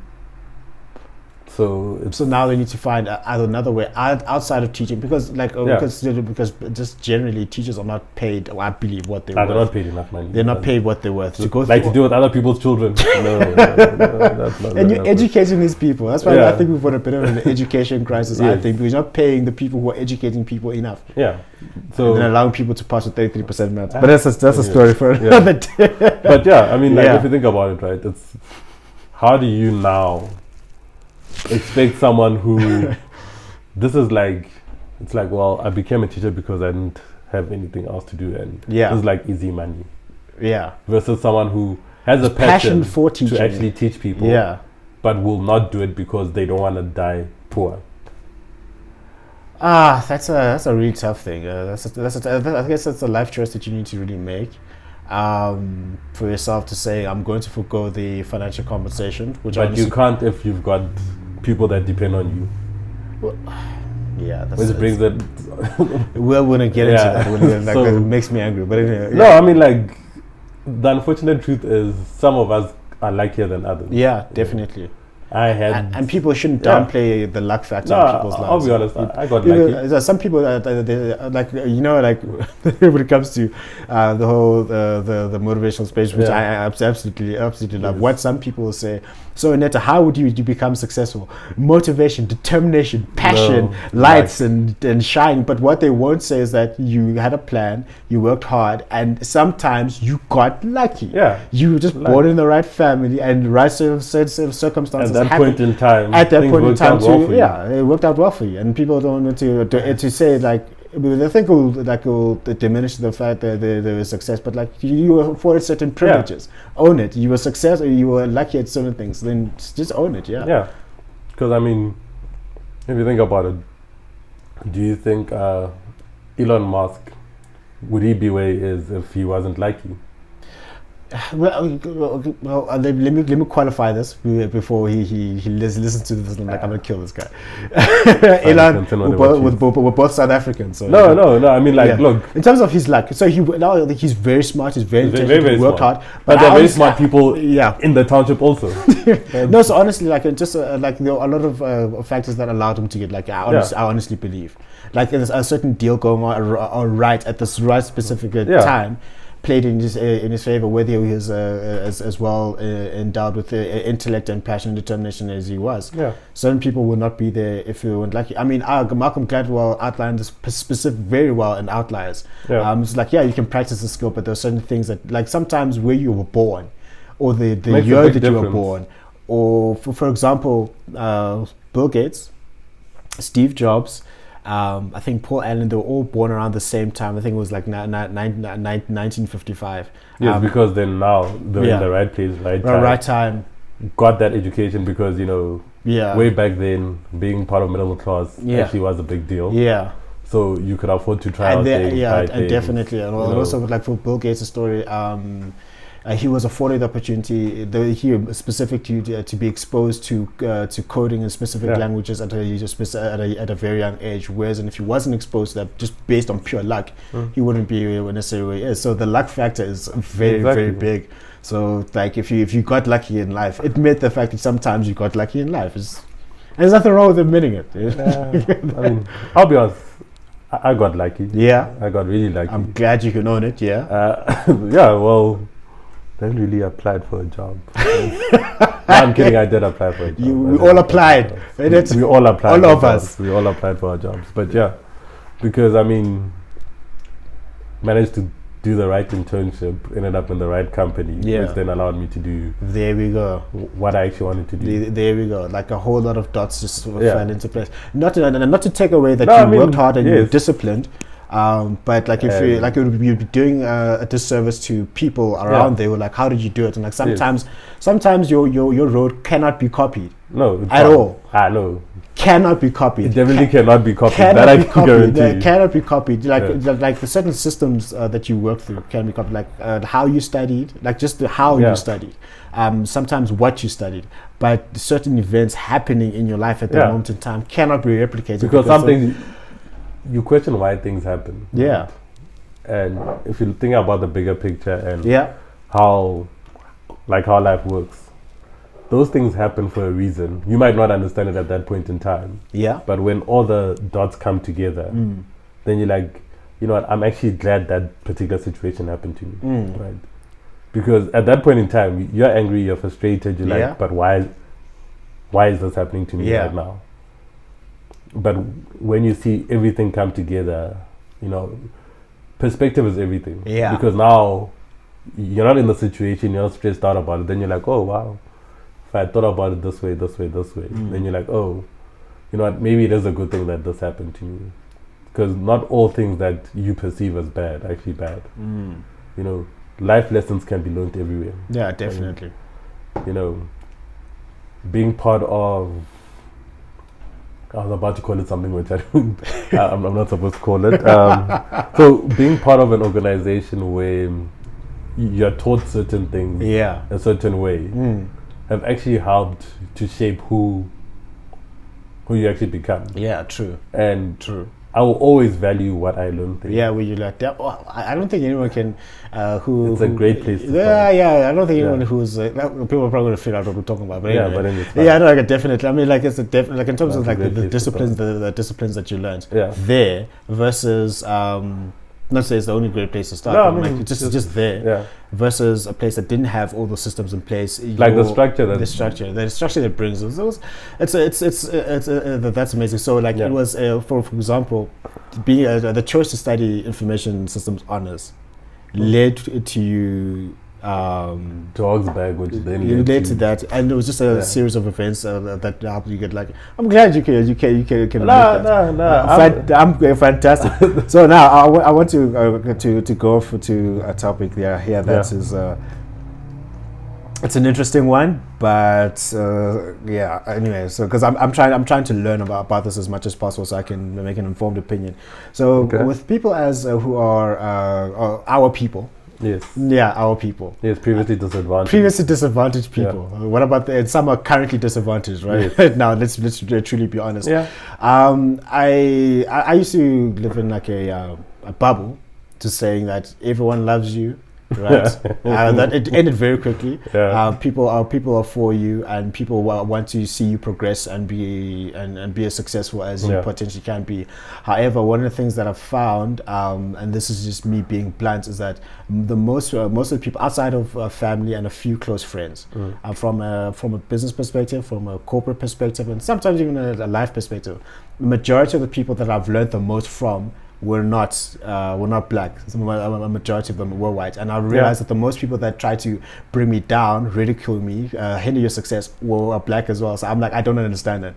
For me, in my head, I was like, but like you like what they're saying. What are you doing? What are you doing? So like, what do you feel about like that state of mind and that Down syndrome? Put him down syndrome, that PhD that that we all collectively have, and the crabs in the bucket mentality. Yes. What do you think? What do you make of that?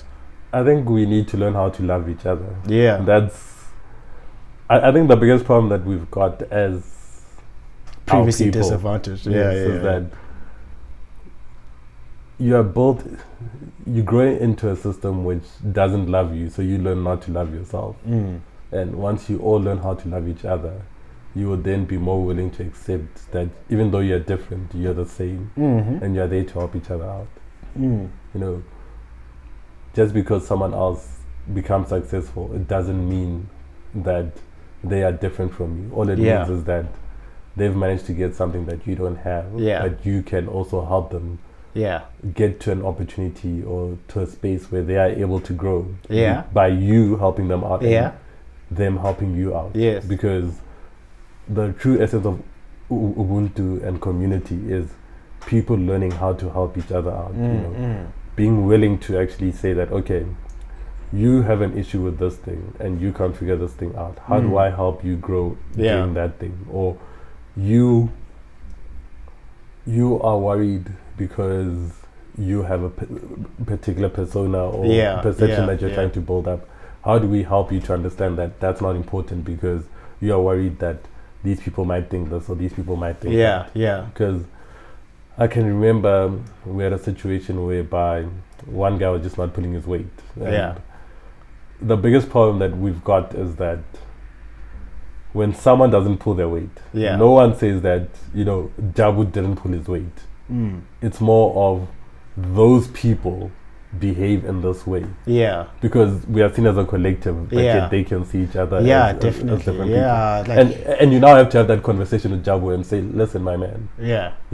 We understand that you want to be different and whatnot, but you're embarrassing the rest of us. Definitely. We need to work together to try and help you change whatever's causing these problems so that we're not seen in that light, because even though we'd love to be seen as an individual, but it's like we'll at the current moment we'll be boxed. For example, like and also like I found it's like the negative characteristics will be attributed to the group, but then the positive characteristic will be attributed to the one person. For example, let's say I'm not pulling my weight and I'm being lazy, and then someone will be like, these lazy people. I'm like, who are these lazy people? First of all, who are these lazy people?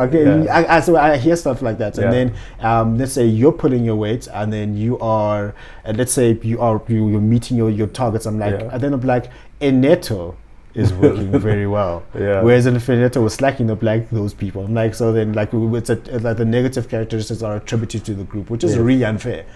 Very unfair. Because that's the honest reality, is that even though you are an individual, you're also a group.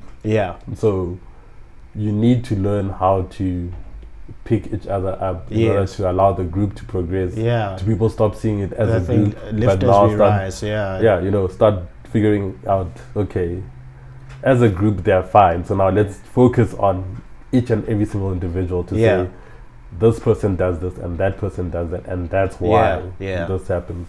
But also at the same time, we need to now be able to defend ourselves and not have that victim mentality. So how do we progress from having the victim mentality to learning how to embrace the fact that we're different and being happy with the fact that we're different and not trying to change who we are, but also embracing the fact that we're different amongst each other, even though we're grouped up in a collective. Yeah. Because we're all different, but because we're grouped up in the collective, you're also not that different, but you are different. So now, when the collective determines that, Njabulo speaks too nicely for us, the collective doesn't want Njabulo to be part of the group. Yeah. And you're like, but And what? either way, Njabulo is still part of the group because you're all the same. We're all the same, but we share basic characteristics, but we still have our own uniqueness, and that's actually quite weird. I don't know why. Being able to speak English correctly and being and dressing in a suit is attributed to you not being black enough. I've had situations like that. I don't know who decides what blackness is. I don't know who the authorizing authority is. So the department. The department that defines what the black department is. of black. The department of black who decides that know. if you're black. Because I remember like in high school, I used to play tennis. Yeah. And then you see why I got into trouble for that, right? Yeah. I mean, you see and then they're like, that's not black enough. Like, what do you mean that's not black enough? I don't know what that means. Like, tennis is a great sport. But this now comes back to the whole thing of, people might want you to become a farmer, but I can't admit the fact that I enjoy farming because the collective does not approve of farming. So as such, do I want to be out of the collective or in the collective? Yeah. So that's a real tough thing. Like I didn't understand. And I'm I'm seeing why the people who were trying to like murder me, kill me, or people who look like me. What is actually called not literally, but you know what I mean. No. Yeah. But I get what you mean. Yeah. So definitely. it's like, and not to say like a lot of people who are black have really helped me out, but I'm just saying in general, I'm just seeing a trend that I didn't think that was there. Or maybe it's a case of, as a child, you learn how to block certain things out of your actual world vision, where even though something might be racist or it might be this, it might be that, being a child, you ignore those things and you carry on with what makes you happy, and that's what you focus on. Yeah. But as you grow up, you slowly start to look at the world and you're like, wait, but this happens, but how does this happen? And then you're like, this makes no sense. Yeah. But at the same time, we need to just accept the fact that because we're seen as a collective, even though we're not a collective. Yeah. How do we now learn how to embrace each other? Yeah. So that if someone wants to play tennis, let them play tennis. Yeah. Go and support them as they play tennis. Yeah. Not go there to laugh at them because of the fact that they're playing tennis. Yeah. How would Tiger Woods go? I mean, like, obviously, the whole Lewis Hamilton, Tiger Woods sort of situation where someone actually pushed themselves to say, this is what I wanted to do. Yeah. I will, it might not fit the norm of the people that but I'm going to work outside the system. And look exactly. how well you can do. I mean, because then you learn how to be an individual. Yeah, definitely. But at the same time, you also want to try and pull everyone back in, but you can't, because now they feel like you think you know better than them, even though you don't, and you're just trying to get. It's a really tough thing. I mean, so it's a cycle which we need to figure out, how do we, as people who are previously disadvantaged. Yeah, who taught you to hate yourself? Well, yeah. Who taught you to hate yourself that you don't want to be around each other? So now that's an interesting question, because it's like, it doesn't matter where you go in the world. It's the same mentality. It's the same mentality everywhere. So now, how do you explain I remember it? I was in the States 5 years ago in Las Vegas, and then I was in a taxi called a cab. I was in a cab with the politically correct term as an African American. Yeah. And I asked him, because I didn't know. It was like I don't know. I've seen what the media says. Yeah. But I'm like, do you guys really have it that bad here? DWB. DWB. What's that? Driving while black. Driving while. No, I asked him, so like, do you really have it that bad? I'm seeing like you're being gunned down by the cops and being marginalized. Is the racism that really that bad here? And I said, I don't know. I've seen it on the TV. I'm asking you as a person who lives in the United States. And he said it is bad. Like, it is really bad. Like, that's what he said. Yeah. And this has come from that drive. I'm like, it's bad, and we've got this crabs in the bucket mentality, and like, oh, this sounds familiar. I don't know where this comes from. Then I remember I was also in the UK a decade and a half ago. Yeah. Same thing there. same thing there. So like, just genuinely, I'm just seeing a trend just amongst our group of people. It's I don't know. I don't know where it came from. I don't know why we're fighting each other, because I mean, like, honestly, if you look at people like the Jewish nation, or I call them the Jewish nation because they all operate as a group. You know that if you're Jewish, you can go back to Israel and be hooked up with a job and be hooked up with everything, and you'll be sorted. It's like the real life Wakanda, bro. Because you're home. Because you're home. Because you're home, and they don't fight each other. Well, because you're Israel. Yeah, so. They don't fight each other, which is like, it's amazing to me. So, these stories of black tax. Yeah. Black tax. What do you make of it? I know we briefly had a conversation before recording, but like, what do you make of black tax? Some people are like saying it stopped me from moving forward. Some people are saying I'm helping out my family. What is your take? Well, it comes back to community. It depends on the situation. So context is everything. Yes, so true. Just like even with work, context is everything. But I think there's a line, and we sort of need to figure out that line. But if we're going back to the basics of what, let's not call it black tax, so let's just call it sense of community for now. Yeah. Right. Way back then, to actually have a sense of community was helping pull each other up, and actually, someone stayed in the village, they found a job, up here in the cities. Someone needed to come through, whether they were family or not, didn't matter, but they came from the same village. They would stay with that person, help them to actually grow and progress, and then from there they would be able to move to their own place, help someone else from the village who then come up, and etc. But then now, what it's turned into now is a sense of someone is trying to pay a fee to make sure that later on you take care of them. That is wrong. Because when you're doing something, you shouldn't be doing it because you expect to get something back. You're doing it because out of the goodness of your heart, this is what you want to do. Yes. So how I see black tax is, if you don't see it out of the goodness of your heart, then rather not do it. But if it's something which truly touches you, and you actually want to do it, then do it. Then do it. But it shouldn't be something that someone forces you to say that, I knew you as a child, and you did this, and this is why you need to help me out. No. Honestly, like that concept, I don't get. You haven't spoken to me in 15 years. Yes. I don't know. Like seriously, 15 years. You've never seen me in 15 years. You haven't seen me in 15 years. And then all of a sudden, because I've got a form of a business going, I've got some income going, next thing is like, me and my family were not very nice to you back when you were a kid, so you better help out. So I'm like, what do you mean? Like, how are you entitled to my money? Like, because I helped you out when you were a kid. No. 15 years ago, you didn't pick up the phone in 15 years, and then now that you see, I'm like, oh, he's doing something with his life. Now we're going to try get the money back, and then that's a very common thing. From then, it will build that resentment to say, I don't want to. Yes. So which is why I'm like, it should be out of the goodness of your own heart. Because what if I'm forced to?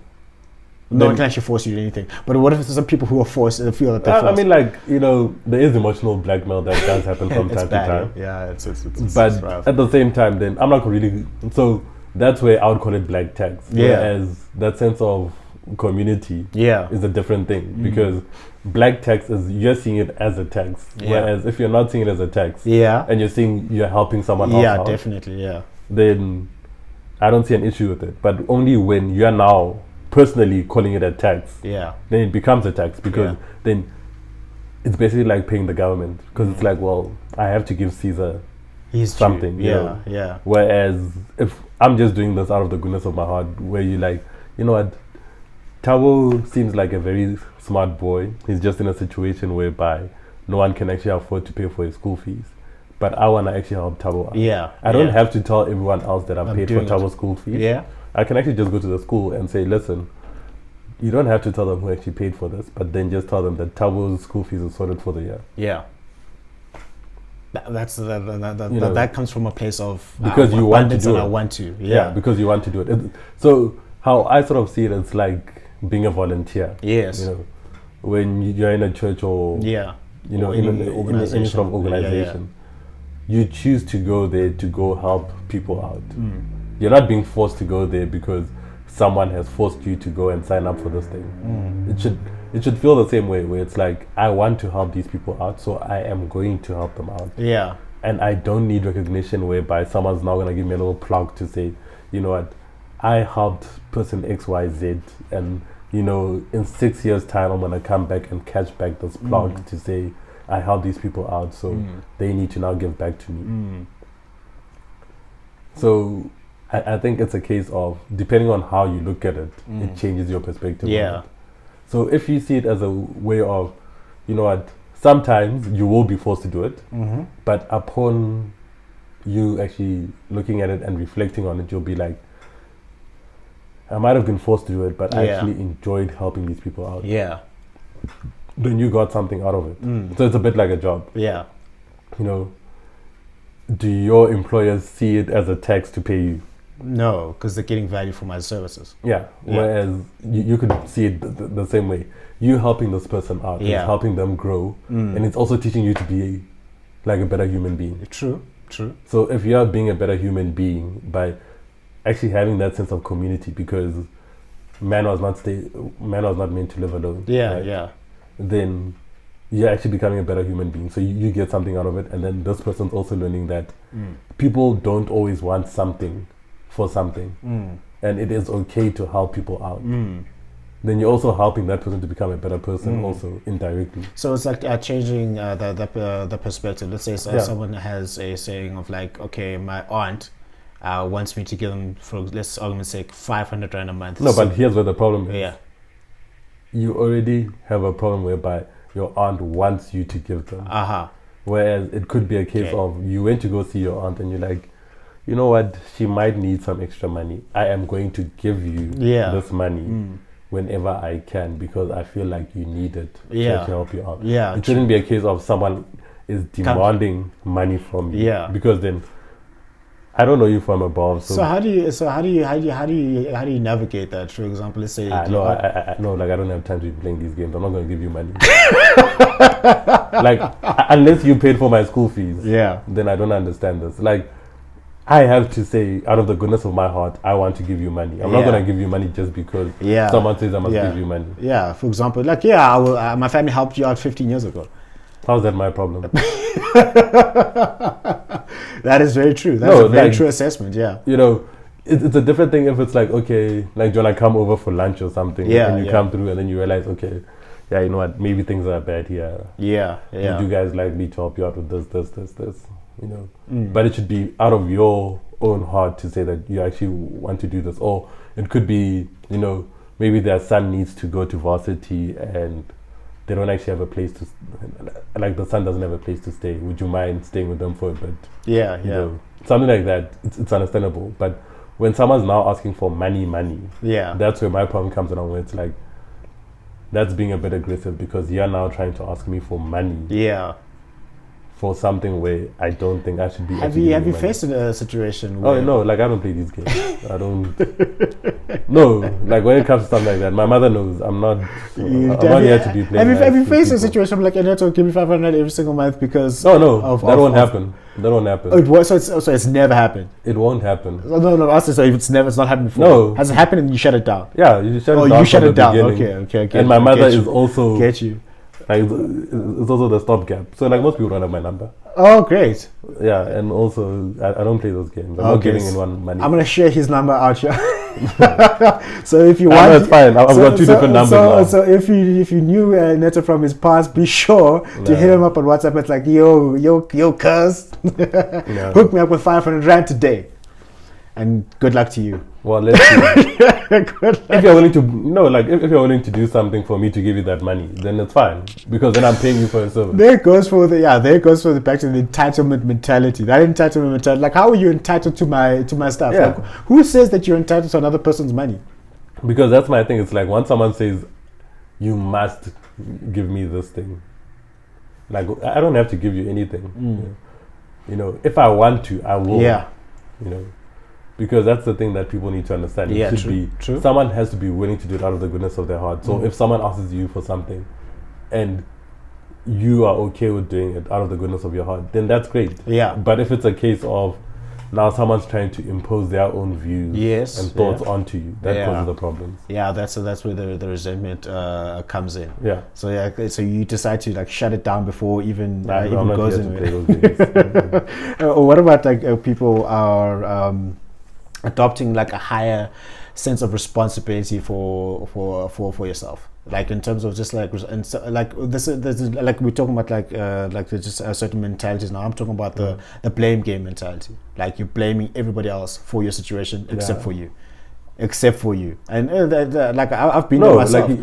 I've been there myself. I can completely understand it. Like, what do you feel about like people blaming everything? Like, for example, they'll blame the government, the taxes. They'll blame apartheid. They'll blame 1994. They'll blame they didn't get that deal in 2010. And then get this job. Or they'll blame that their dad wasn't there, even though it's like a credible thing. Or they'll blame that they didn't get this mark in varsity. Like, they'll blame everything else, but they won't look at the mirror and say, maybe I'm the issue. Yeah. No, I can remember X once said this to me. It's either you change or the situation changes. Like, change yourself or change the situation. Yeah, you've got two options. Like in any situation. You hear that? Change yourself or change the situation. Those are the two options. And if you can't change the situation, what must you do? Change yourself. You need to change. Yeah. So, like, you can't be stuck in a situation. That's blunt advice. Yeah. That's blunt. Because at the end of the day, that's not empathetic. What if I've got? What about my feelings in it? You will deal with your feelings with yourself. I mean, like, no, because look, this is a conversation you need to have with yourself. It's like, can I change the situation? Yes, you sir. know, like, I'm born in this family. Can I change the situation? No. But can I change myself so that I can get to a point where I don't have to say, because I was born in this family, I couldn't do this thing. Yeah. You can't do that. You know, 1994 or apartheid happened. The situation has already happened. Yeah. What can you do to change that situation in your life? Nothing. That's impossible. Not a thing. That's impossible. To change like what happened, I can't change. No, you can't change the situation, but you can change yourself. Yeah, you can. No. Yeah, that's what I'm saying. Yeah, that's what you can only change yourself. So yeah. At the end of the day, like someone having a bad job, like if you really hate that job, then you change the situation because the situation is the job that you hate. Yeah. So find something that you actually really enjoy. So at the end of the day, it's more about, are you willing to do those things that will actually allow you to move on and progress in your life? Yeah. Because otherwise, you're basically stuck in this whole thing where it's like, oh me, what am I gonna do? Yeah. These things happen to me. Why do they always happen to me? At some point, you have to wake up and be like, you know what, these things happen to me. Yeah. What can I do to try and further my life? Yeah, definitely. I mean, like, I remember having a conversation with my brother. I was complaining about compensation, bonuses, and promotions, and I went and I complained. I'm like, these guys are not. they're not getting with the program. They're messing with my money here. Like, so I'm complaining about it, and he was like, so what's the real issue? I was like, I blamed their compensation packages. That they didn't pay me enough, and whatever the case is. Like, okay, so what did you do about it? Like, have you not thought about maybe you're the problem?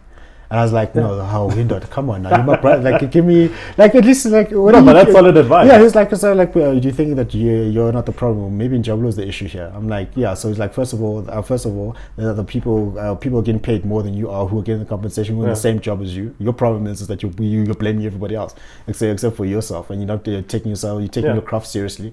And he said, he loves lectures, so he went into like a huge lecture about it's like the only compensation in this world, or the only thing that you can get in this world around compensation, promotions, whatever the case is that which you go after and you take.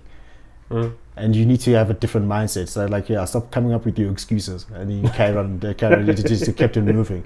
I'm like, that was very tough, bro. Come on. No, he was right. Something that you needed to hear. Yeah, I know. Like, it was very blunt. It was like very. It was 2014, 2015. Yeah. And he like told me straight talk. Like, you blaming you talking about like all these other people. Like, why don't you go off and do something and take it and like that more responsibility for yourself? Yeah. And people don't want to hear it because it's hard. No, but I mean, like, I can remember way back with my first line manager, Tonderai. Cario. Yeah, good old pops. Mafias. Yeah, good old pops. But I mean, like, would have honest conversations, and Yes. it's more of, which is why I'm like, people always try and focus on, like when you have a job, you're always focusing on how do I get to the next level or whatever it is, but you're not focusing on how do you grow yourself as a person, and that was something which you focused a lot more on. Yeah. Because to your point where it's like you were stuck in that situation because you were thinking about these people do not value me for this. Yeah. Whereas you could have said, as Njabulo, what can I do to grow myself? Yeah. I don't need to have this job in order to grow myself, but I can still grow myself in these things, which allow me to become more marketable somewhere else. True. If I decide to leave. Yeah. Which you did end up leaving, Yeah. but that's the whole thing, is that in order for you to actually grow, you need to believe in yourself. Yeah, and in order to have that essence of believing in yourself, you need to allow for yourself to understand that there's more to the world than that 9 to 5 that you've got. Yeah. And it's more about Yeah. how do you grow Yeah. to become something bigger. Yeah, true. Yeah. And that's the thing that we don't actually have, when people don't have actually have proper mentors where someone can actually speak to someone and figure out how do you grow as a person and, grow yourself, and not just focusing on you trying to get a job, but it's more of how do you grow as a person Yes. to become a better person than you were today. Yeah. Yeah. What is future you gonna be? Yeah. That you feel that your kids will be proud to say that, yeah, that's my dad. Yeah, definitely. No. Yeah, so I remember when I was at Jim Rohn, he said, the question, he was like, what are you becoming? Yeah. The question is not what am I getting from this job, but the question is what am I becoming here? Because happiness does not come from what you get. Happiness comes from what you become. Yeah, because I can still remember when I decided to leave consulting. It was a Feb. I think it was sometime in Feb. Woke up and I was like, I can't do this. You could know him. Just wakes up and says like, I mean, situations happen inside the company. Yeah. And I just woke up. I was like, I can't. I don't think I can be in a place where this can actually happen. I was like, I can't do this anymore. Yeah. And I do this weird thing where I plan my escape. It's not escaping. You plan. It's the next move that you plan. Yeah. It's the next plan. Yeah, I mean, act as if when the ship Amistad here. What's no. And then I can remember. Or at the plantation. Yes. hey. I can remember when you guys would call me the house slave. The house slave. You know, the house. I was the cotton picker. Yeah? The house. Yeah. And this is on our prefaces, because social people will come fetch you on Twitter. Like back in the days of slavery, there were two people. There was the field. They called them the field Negro, and then the house Negro. The field Negro had to work hard and pay the brunt of everything. The house Negro had a more Christian life. Who called you the house Negro? Who called you that? Way back in the those blasphemy. days. The blasphemy. No. But to be honest, were you an Uncle Tom? I was an Uncle Tom. Were you an Uncle Tom? No, I was fortunate enough to be in a situation whereby I defined my own life. Eneto was an Uncle Tom. No. Whoever called you that, I would have found. Who called you that? I can't remember who called me. Whoever it is, that's fine. That's blasphemy. That's a very big accusation for one black person to another. No, I mean, I can understand where they're coming from, but at the same time, I was fortunate enough to make sure that I got contracts that I actually enjoyed doing. Again, that's you, the position that you were lucky in. Yes. Yeah. At the same time, I built up relationships that allowed me to be able to get those. So you were smart. It's not, So I can't be blamed. Again. To do my 9 to 5 and work like a slave. So again, that goes back to the whole pull me down syndrome, where they're like, Eneto was smart enough to be strategic in terms of relationships and being able to execute on the promises that he delivered, and someone else sees that and calls you it's in the past. I can understand. I mean, people were frustrated, they were overworked. But whose fault was that? It wasn't your fault. Hey, was it your fault? But I told them, I was like, it's either the situation changes or you change yourself. The thing, it wasn't your fault. And that's the other thing. Like for example, a person who's strategic and smart enough, I don't think don't attack that person. You're attacking that person. It wasn't an attack. You know what I'm saying? Yeah. You know what I'm saying? Yeah. Don't criticize that person specifically. There are certain things that he did and certain things that were in place. So if you go and look at that, or maybe criticize the system, or how things work, not the person. Nah. I'm actually quite touched that they used that. They called you that. I didn't call you that at all. Because I knew what you were. I knew what you. I was living the life. I'll be honest. I mean, like, look, How dare you call a good friend of mine an Uncle Tom? Nah. I mean, look, I didn't have to work, through the night and all that other stuff. Yeah. I worked hard enough in the beginning to make sure that I didn't have to. So that's the thing. Like you put the work up front, so that your future you can thank you and be more flexible. And I can remember because you built up that sweat equity. You built up the credibility over a sustained period of time that allowed you certain privileges later on. Yeah, definitely. Okay. How dare they call you? I can remember that first day at work. Yeah. With Rochelle and AJ, and they're like, listen, we don't get paid overtime, so no one's gonna be working overtime. No one erects a statue for you in your honor for working like overtime. 4 o'clock kids, go home. You go home, we'll figure this out tomorrow. And I've always lived by that. It's like, that's the balance of life. That I'm like, well, okay, it's 4 o'clock. I'm not gonna worry about this. But like nowadays in COVID, we're not working 9 to 5s anymore. No, it's like I'm still doing that. I'm saying generally speaking, people like I've been on. I had calls with people to saying, I'm like, yo, it's 6 p.m. now. I've been working from 7 till 6, but I that's my personal choice. Yes. That's my personal choice.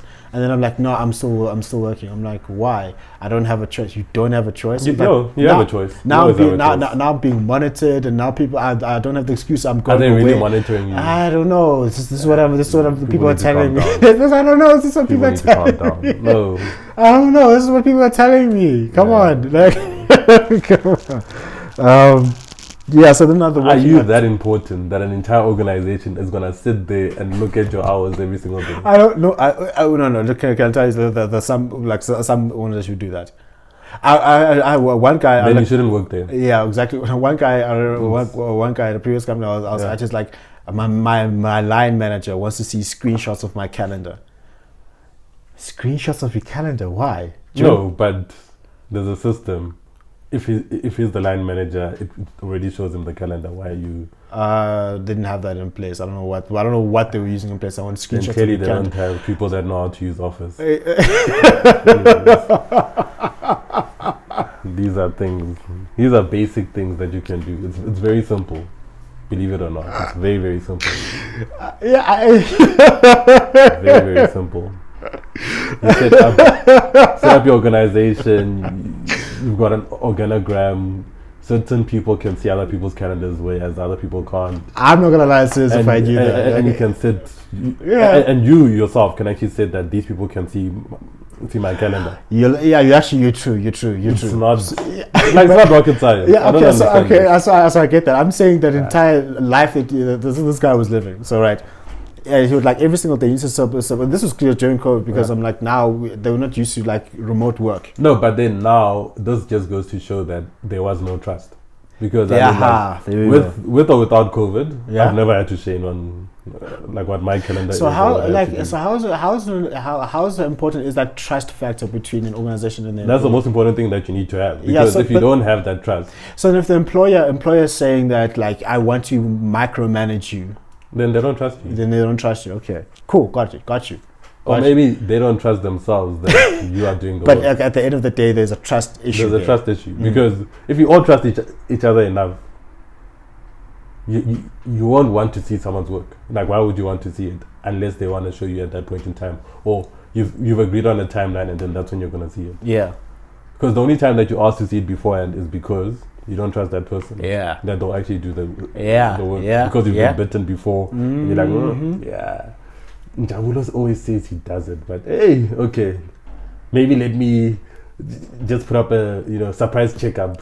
You're like, oh, show me what you've actually done. Yeah. Whereas if you actually have that trust, then you're not actually even worried about it. You're just okay. Like one of the best line managers I worked with. Yeah. Because what we do, like you basically be based in a different country, right? So like we'd meet Monday, Wednesdays, and Fridays, just for us to touch base different time zones and whatnot. I'd say I'm going to do this, It was like, okay, we'll check up on Friday.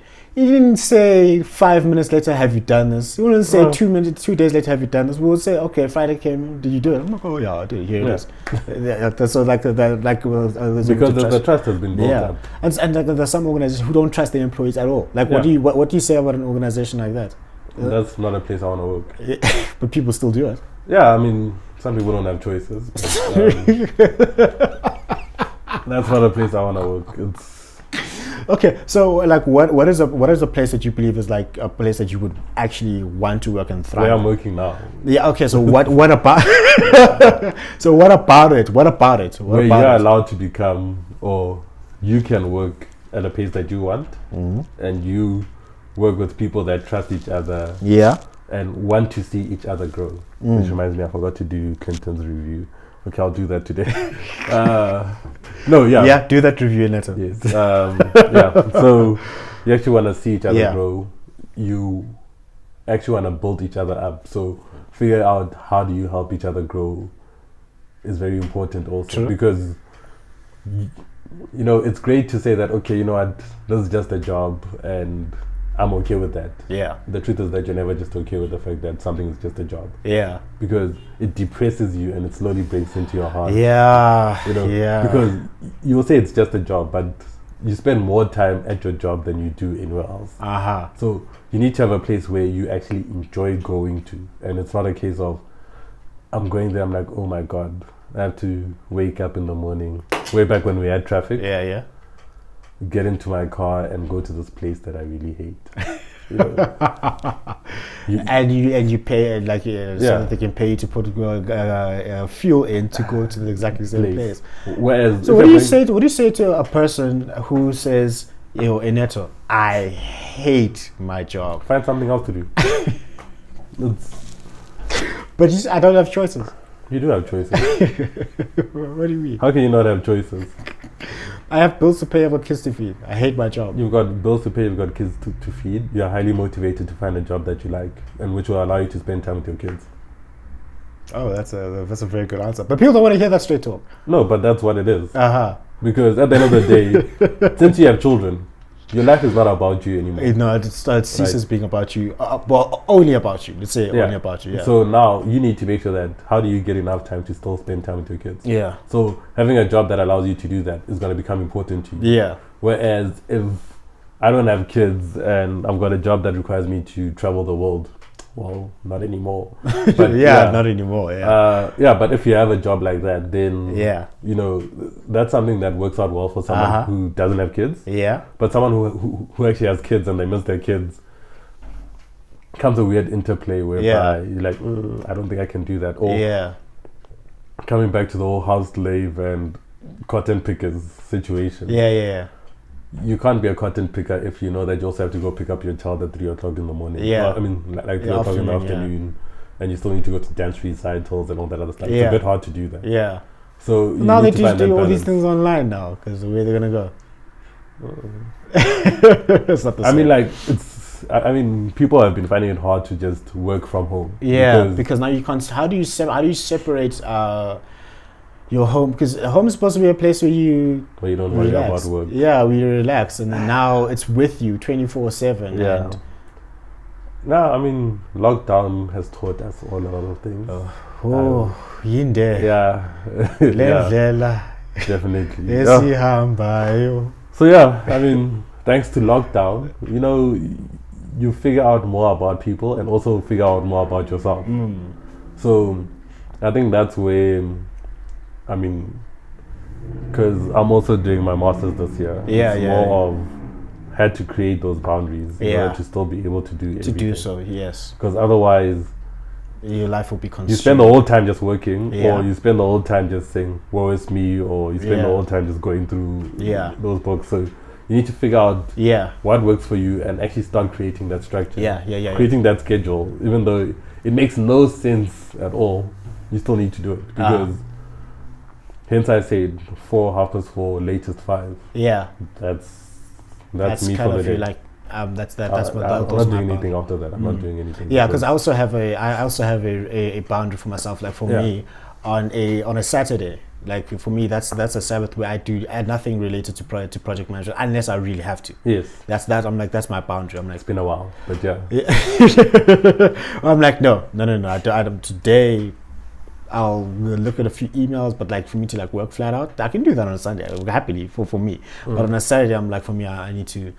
Also, now I'm going to burn out, and now I'm going to hate what I'm doing, which they end up hating something that you love doing.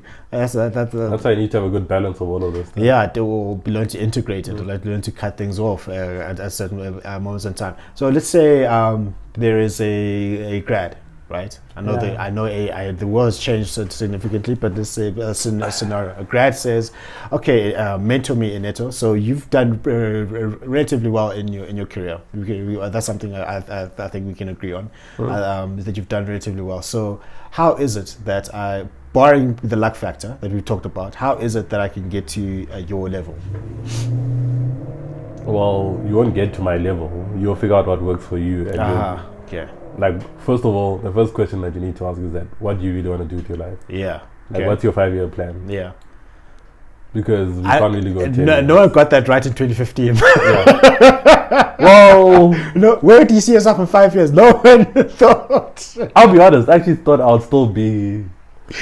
About COVID, I'm just like pre-COVID. I actually thought I'd still be at the happy place. Yeah, the happy place. Yeah, the good place. Yeah. That's a good show on Netflix, by the way. You should check it out. The Good Place. But oddly enough, due to things that they did, helped me see the light. Which, anyways. So let's. So I think the first thing is asking, what do you actually want to do? Yeah. Like, what do you want to do with your life? Yeah. What's your plan? Yeah. Because yes, you've got this thing which is a job, but overall, what do you want to do? Yeah. I mean, to be honest, what lights your fire? I didn't plan anything post 30. I thought I'd be dead by now or something. So I was like, it's like, why do you think you'd be dead by now? Wow, this 30 thing is really gonna happen. Yeah. So I need to start taking my life seriously. But yeah, I mean, like, my parents have had 4 kids. Yeah. They're all still alive. Yeah. In all the other, from my mother's side, at least one person dies before 30. So so that's why you thought. Okay, I was like, okay, let's do the math here. I was like, we'll see. Yeah, but you're still here. You're still here. So So now I have to take my life seriously. Yeah, you're going on. So you're going on 30 soon. Yeah.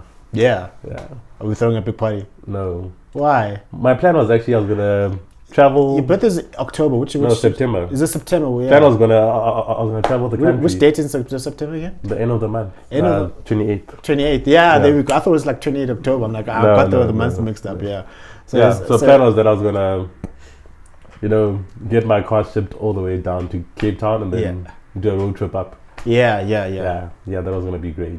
Yeah, that was gonna be fantastic. And then COVID was like, going nowhere. Yeah, you ain't. And weirdly enough, I was spending way more money during COVID than. How are you spending more money during COVID? No, this shit makes no sense. Yeah, it doesn't make any sense. Owning a house, or should I say, owning a house, is very expensive. Tools are expensive. Okay, so the question maintenance. is, like, were you not spending that money before COVID anyway? No. So then why do you? I'm hardly ever around. So why were you spending it while you're in? No, because I'm hardly ever around, so I don't actually notice things, and then things start to bother me, and I'm like, nah. Okay, I get you. So it's not that they had to be fixed, but it's like, I'm here like all the time. Yeah, for instance, now, I completely get you. Yeah, like for now, I've got like camera system log on right now. I can actually see what's going on inside the house and all. So it's like, do you not trust what's going on in your house? No, like outside. So for instance, there's always, because we stay in a corner, so there's always cars driving around. Okay, I hear you. Things get expensive. Yeah, definitely. So and I get that thing. I mean, I looked at like I feel I need new curtains. I don't need them, but I want new curtains. So I was like, it's just that type of thing. Like, So then I bought like 3 sets of sheets or 4. Mr. Price Home was your friend, wasn't it? Very expensive friend. Then also went to the other place, the more expensive one. I just forgot what its name is. It's home something. Yeah, all these places. Yeah, it's expensive. So essentially to them, you say to find out what you want to do with your life. You can't really follow someone else's life. No, because Yes, thank you for getting us back. Yeah. So because at the end of the day, you all have different paths that you want to take, and up until you figure out what you actually want to do to your life, no one can actually help you get there. Very true. Because if they're saying that in 5 years' time, listen, I'm actually just here because, I'm just passing by time. The truth is I want to become a rapper. Then let's break it down. Yeah. You're like, okay, you're going to become a rapper. What are you doing in your spare time to actually make that happen? And then what can you do here that can actually help you to better your life so that you can either become a rapper, or when you are a rapper, you can still find this to do as a way to make extra money or something like that. Because you need to understand those small aspects of, you've got a big plan, but now you need to have little points which actually allow you to get to that big plan. Yeah. And I mean, once you've actually broken it down to something like that, it makes it easier for them to figure out what they actually want to do. I mean, last year we had grads that came through every 3 months or so. Yeah, interesting experience. Enjoyed spending time with them and sort of getting to know them. The stars in the eyes. No. They were battered and bruised due to life. What did you do to them? No, not me. Don't work for Eneto. So Eneto, we're going on 2 hours 15 minutes. We can we can go on for 4 hours. I don't know how our conversations can go. So I want to go to the last round of this interview. Wow. See, you change yourself or you change the situation. That's it. That's blunt advice. That is the bluntest advice ever. So I'm going to go into a speed round where I talk about say a word or a concept, and then you give me your opinion about it. For example, I'll say clock, and you'll say time, important, or just whatever it is. Timepiece. Timepiece. Yeah, definitely. All right, cool. Elon Musk. Too much hype. Too much hype. You feel he's overhyped? He is overhyped. Is he overhyped? Oh, I need to hear this. Why do you think he's overhyped? I mean, like, the guy's done a lot of impossible things in such a short space of time. The guy has managed to get a lot of people to help him do impossible things in a short space of time, and people to give him money. Yeah. Where they normally would not give someone money. Yeah. So some of these things, like SpaceX. Yeah. SpaceX is actually not profitable at all. It makes no sense. Like, it's just not viable. He's doing groundbreaking work. This is supposed to be profitable. As a company, how do you now justify? I mean, like in terms of proper reality, I don't see it happening. But I mean, like, it's good that he's trying to break those boundaries. But it would be nice if he tried to break those boundaries right there in Pretoria. Though, to be honest, probably those bullies that he got as a child or something caused more problems than he caused. So you're saying Elon should go back and plow back into the I mean, like community. Pretoria or Canada, one of those places. Wow, I can't believe you're the very first person I've heard that's told me that Elon Musk is overhyped. The guy's overhyped. Is it? Other people like it, like it's amazing that we some say that he's actually a Martian. What if he's a Martian and he just wants to go back home? Then he can go home himself. I don't understand this problem. All I'm saying is the valuations that some of the companies have just make no sense. Yeah. And at the same time, it's the world's being dictated by people who are also very full of themselves, and you now need to start questioning what do we actually value in this world. Yeah, true. But hey, he's managed to do very good things, though those Tesla cars actually still do need some refinement. Is it? Okay, let me not say... Like gaps. Like small things, gaps, customer care. Yeah, definitely. Wow, that's like, actually, I'd read more on this right now, because everyone says like he's amazing. Well, everyone that I've spoken to, it's like he's amazing. You're the first person to say overhyped. Guy's overhyped. Which is fair. All right, cool. Steve Jobs. Arrogant. Okay. But I think everyone loved his arrogance, but at the same time, he pushed them. Yeah. Because I mean, like, when you look through all that he's managed to do with his life, I mean, he's failed so many times. Yeah. Which I actually admire the fact that he's failed that much, but still managed to convince people to still give him money. Yeah. So, like, him and Elon have a lot in common in that sense. That's why I asked you about the two. You're still able to get people to give you money, even though you failed. Yeah. But now, my question is this. If this was Thabo who sits in the street corner in Soweto, do you think you'd get that money over and over again? You know exactly what I'm going to tell you. Yeah, You know. exactly. So and also again, like with them, you have to embrace the luck factor about them. So, but I mean, like, in terms of what he was able to get other people to achieve, I mean, it's amazing. It's amazing. It was amazing. Yeah. And the fact that there is a physical thing that you can see that has created that valuation, and his attention to detail and the perfectionist that he was, that was also great, right? So you can see all of these things, and you can see how it works out, and you know, his arrogance was there, but it wasn't to the level of Elon at times. Yeah. So what do you think? Okay, all right. So that's Steve J. What do you think about Google? Yeah. No, I think so. As a company. Oh wait. So are we talking about Google or Alphabet? Because now that's where it changes. Alphabet. I'm just talking purely about Google. Just Google, yeah. So Google without the Alphabet holding companies. Yeah. So as a search engine. So not without Android and all those other things. Okay. So now that you've opened that can of worms, let's Alphabet. Let's Alphabet. Alphabet as a company. Yeah. And what they're doing. It's growing a lot. It's interesting, but it's a bit like Microsoft, where you grow so much so quickly. Yeah. You've got all this money and you don't really know what to do with it. At some point, you are gonna have bad investments, which they've had. Yeah. I mean, Google Plus was a product that could have worked. Yeah. It just wasn't marketed well. Yeah.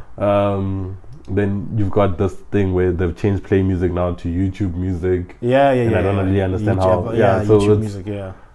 I mean, like, it's evolving and it's still growing. I've subscribed to them, so YouTube Premium, because I don't like ads on my like I watch a lot of YouTube videos. I don't like the ads. Adblock Plus. Yeah. So on my phone. They have a browser plugin. Actually, they have a browser by itself. But I'm just saying to the app. I've now gotten over getting the ads. I'm okay with it now. No, because I've got an Apple TV, so I actually watch YouTube. Oh yeah, you see, like you busy criticizing Steve Jobs. No. Like I said, I love his product. You know, like you Boy, iOS Elon. user for the longest time. You do you have a MacBook? Yeah. What's your point? No, I'm just asking. No, from work. Yes. I'm saying you. No, I'm kidding. I've got a MacBook. I've got the iPad. Because I'm an iKid. I've got an iPhone. I've got an iPad. I've got a MacBook. I need to get myself. I just don't have the phone anymore. Yeah. For now. Yeah. Maybe at the end of the year, but I'll probably still just get an SE. Yeah. It makes no sense to get those big phones you own. Yeah. Okay. So tell me, what do you think about Mark Zuckerberg? Very ambitious, but it's interesting to see how it's all gonna work out. What do you mean? No, I mean, like, you've bought all these companies, and then now you're gonna put them all into one fold. You know, whatever by Facebook, whatever by Facebook. Yeah. Like everyone's like I saw WhatsApp by Facebook. I'm like, oh. Yeah, and Instagram by Facebook. Yeah, and Instagram by Facebook as well. Yeah. But then everyone always says, no, I'm gonna leave, and then 2 weeks later you're all still just using WhatsApp. Yeah, exactly. Yeah. You're like, that's too much work to do. Yeah. To try and find something else. Do you think that these companies have too much power? Facebook, Amazon, Google. I think they all do, but this is why you need too much power. I'm saying, like, do they think they have too much power? I ask because back in the early 1920s, when you had like monopolies, like for example, John Rockefeller monopolized the oil industry back then. It ended up being broken up because it's against like social welfare. But it ended up making him richer than he at the end of the day. But like, do you think that the sort of like the monopolies, that these companies are too big? So think of it like a small town. Yeah. In a small town, 80% of the town's owned by the same person. Right. They'll own the pharmacy, the mall. Yeah. The convenience store. Everything is owned by that small family, and they own everything. Yeah. Right. At some point, everyone's gonna get fed up. Yeah. At some point, yes. And which we have seen on Facebook, where people are like, well, our rights are actually not being taken seriously. Invasion of privacy, blah blah blah. Yeah. Then you've got the whole Google issue where it's like, well, we're using all of these things and Google has all this information about us, but somehow people are okay with that, but not really. Yeah. Then you've got Android, which has overtaken everything else, and now people are like, do we really want to still continue this? Yes or no? But people are lazy, so they just accept what they've got. Yeah. Then you've got the Apple ecosystem, where they tie you down into the ecosystem, so you actually have no choice. Yeah. But to put everything inside the ecosystem. Yeah, but luckily enough, it's opening up enough to allow you to get other products at the same time. Yeah. So are they too big? They're as big as you want them to be. Yeah. So for instance, Amazon, right? It could be bigger in this country, but because of the fact that how regulations are set up and how things are, they're not as big as they'd like to be. Yeah. And the offerings that they've got don't make sense in this climate. But if we're somewhere else, maybe it'd make more sense. So for instance, like Amazon Prime, it don't really, you see, because it doesn't slap as yeah, much as because you don't actually get the content that you actually want out of it. Yeah. But if you did, so it's a bit like DSTV. Everyone was like too big to fail. Now DSTV has to try and adapt to whatever changes that's are what actually in the market. The Showmax, right? Yeah. And hopefully they'll finally come out with that digital offering, and then very soon. All right, cool. What do you think of the corporate life? In what sense? Just like you in terms of corporates, good or bad? It depends. So I think the thing that most people don't get is that when you work for corporate, you don't actually work. So even though you work for company X, X has multiple divisions inside it, and those divisions have multiple departments inside it, and within those departments, there's multiple teams within that thing. So depending on where you work inside that company, could change your own perspective of how you feel about that company. And you could work in a corporate and you could hate it, and you could move to a different department and you love it.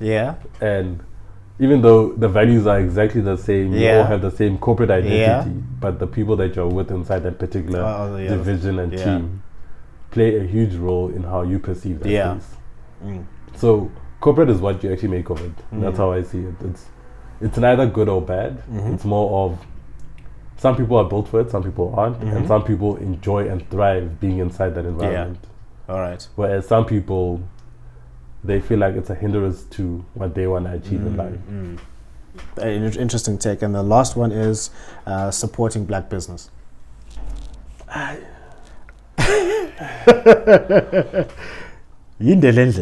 love my people. I love my people. But the times that I've tried to support them, I've been left disappointed. And you have situations like, I'll give you a simple example, like a mechanic, and you end up being overcharged. The work is not done properly. Person doesn't actually take you seriously because you're the same but different. Then you've got a situation whereby they don't actually have a proper workshop. Sometimes they do. And then I think in order for people to want us to actually support each other, you have to provide a level of service that is worth people wanting to use it. It shouldn't just be because I'm supporting you because you're black. I'm supporting you because you provide a great value and you happen to just be black. Because I'm not going to support you just because you have a black business. Because my biggest problem is that the level of quality and service that I get back is where the issue comes on. Because you're like, okay, I'm going to support these people. You get there, everything looks a bit haphazard. No one's actually, no one's really caring about the customer, and then you're telling us to still support you. That makes no sense. You get somewhere and then someone only speaks in Zulu, and you're like, but you're not hearing. Like there's 11 or 12 official languages. How can you now, just because I'm black doesn't mean, even though I understand, it doesn't mean that I am Zulu. So it sounds like there's a big mental barrier that needs to be broken through there. Because at the same time it's like, well, we all want to support you, but you also still need to provide us a level of service that feels superior to what would get somewhere else. Or if someone wants to speak Zulu or whatever it is, then speak all the languages, make people feel comfortable. So think of it like when you go to a dealership. Yeah. Right? You get there. Actually, I'm not going to use a dealership. I'll actually use there's a place in Boxburg called Rex Different Gearbox. Yeah. RDG. So I think it was 6-7 years ago. Yeah. My brother had a little accident. Yeah, little fender bender. Yeah, so had to get the diff replaced. Got there, booked the car in. They've got a chef chef right there. Yeah. He'll cook you whatever you want. Yeah. They've got a driver, he picks you up, he drives you home. Yeah. Online system which tells you how far the progress is. Someone calls you to give you updates every now and then. And that's not even something that's from Europe or anything like that. That's uniquely South African. But at the same time, the level of service that you're getting there is way superior to something that you get somewhere else. Yeah. Then when I got my last car, in terms of the fact that because of how I dress, people don't take me seriously at dealerships also, which are our fellow black brothers. Yeah, walking in a suit, much more seriously. Yeah, but if you get there just wearing a shirt and but what's the correlation between that and how much money I'm willing to pay for the car? Exactly. Yeah. Because that's happened quite a few times where we went there to go buy a car cash. Then when the deal's almost concluded, the guy's like, but why aren't you supporting us? I was like, but you're all just sitting here acting like I've got no money. Yeah. What are you expecting to happen? Yeah, of course. Yeah, I get you. So it's like, how do we change that mentality? Because you want to support those black businesses, but the kind of service that you get from them doesn't feel superior enough for you to say, how am I now going to tell everyone, definitely try this place out? Because I know for a fact that the service is good enough. So let's say ceteris paribus, all things being equal. Yeah. You've got a black-owned business and a non-black-owned business. The quality is exactly the same. Where do you go? Then we need to support each other. There we go. Then we need to support each other. But But so far, I've not been able to get that. And then sometimes the pricing just makes no sense. That also happens quite a lot. Yeah. I think there's a shoe brand. I forgot what the name is. Where I think the shoe's like 1.8 or whatever. I'm like, this doesn't make sense. 1.8. Yeah, I was like, I just don't want to say the name, but I was like, nah. I was like, there's no way I'm going to pay that much money for this thing. Yeah. They're like, no, but it's the thing, and then it's got these little things on it. I was like, nah, I don't care. I'm not paying this much money. Maybe you just some value sneakers or shoes enough for you to pay 1.8. Yeah, but if it's something that's local, why are we paying so much money? If you're trying to break into a market, you sort of need to, well, to be fair, I guess people in the township will pay for something like that. Yeah. So, but just you, so what you're saying, like sometimes the product, the price, the solution, the education. It's like a wide range of things. Yeah. But I definitely do agree that we need to support each other, but I think we need to also learn how to create. Not solely just depend on the fact that because I'm black. Yeah, you only help each other out. Give me that USP that actually makes it feasible for me to actually pick it. Because I mean, there's a couple of places where for instance, I'd rather go to a butchery than buying meat at Spa or Checkers or whatever it is. True. So it's like one of those things. Or you guys have that little spaza shop there, whatever you call that place. Yeah. Like to me, that's a spaza shop. Yeah, but sometimes you'd rather just go support the spaza shop than actually go into a big, shopping mall or Checkers or something like that. Yeah. All right, now cool, I get you. So that has been us for 2.5 hours. Oh, yeah, 2.5 hour podcast. See, that's not. I told you we're going forever. So that has been Eneto Malungane. He's a very good friend, of mine. He's a UX specialist. He holds a Bachelor of Information Systems degree from Rhodes University. Oh yes, definitely. We were in the same class. So yeah, like I remember we were in Hogsback. We were in a group together. I'm like, I don't think I'm gonna like this guy at all. He overthinks. But look at you. 7 year later, our friendship still goes. 7 years. It's been 7 years, my guy. Still can't believe it. 7 years. It's actually 7.5. 7.5, yeah, 7.5. Because it's- Jeez, it's Time amazing. flies. Yeah, time flies. So, guys, remember that success is a progressive realization of a worthy ideal, and that means that you're going after what you've always wanted to go for, and not because someone else is telling you to do so. So, remember, go out there and change the world because you're the only person that can. Thank you very much for joining me, Eneto. No problem. Thanks for having me. Yeah.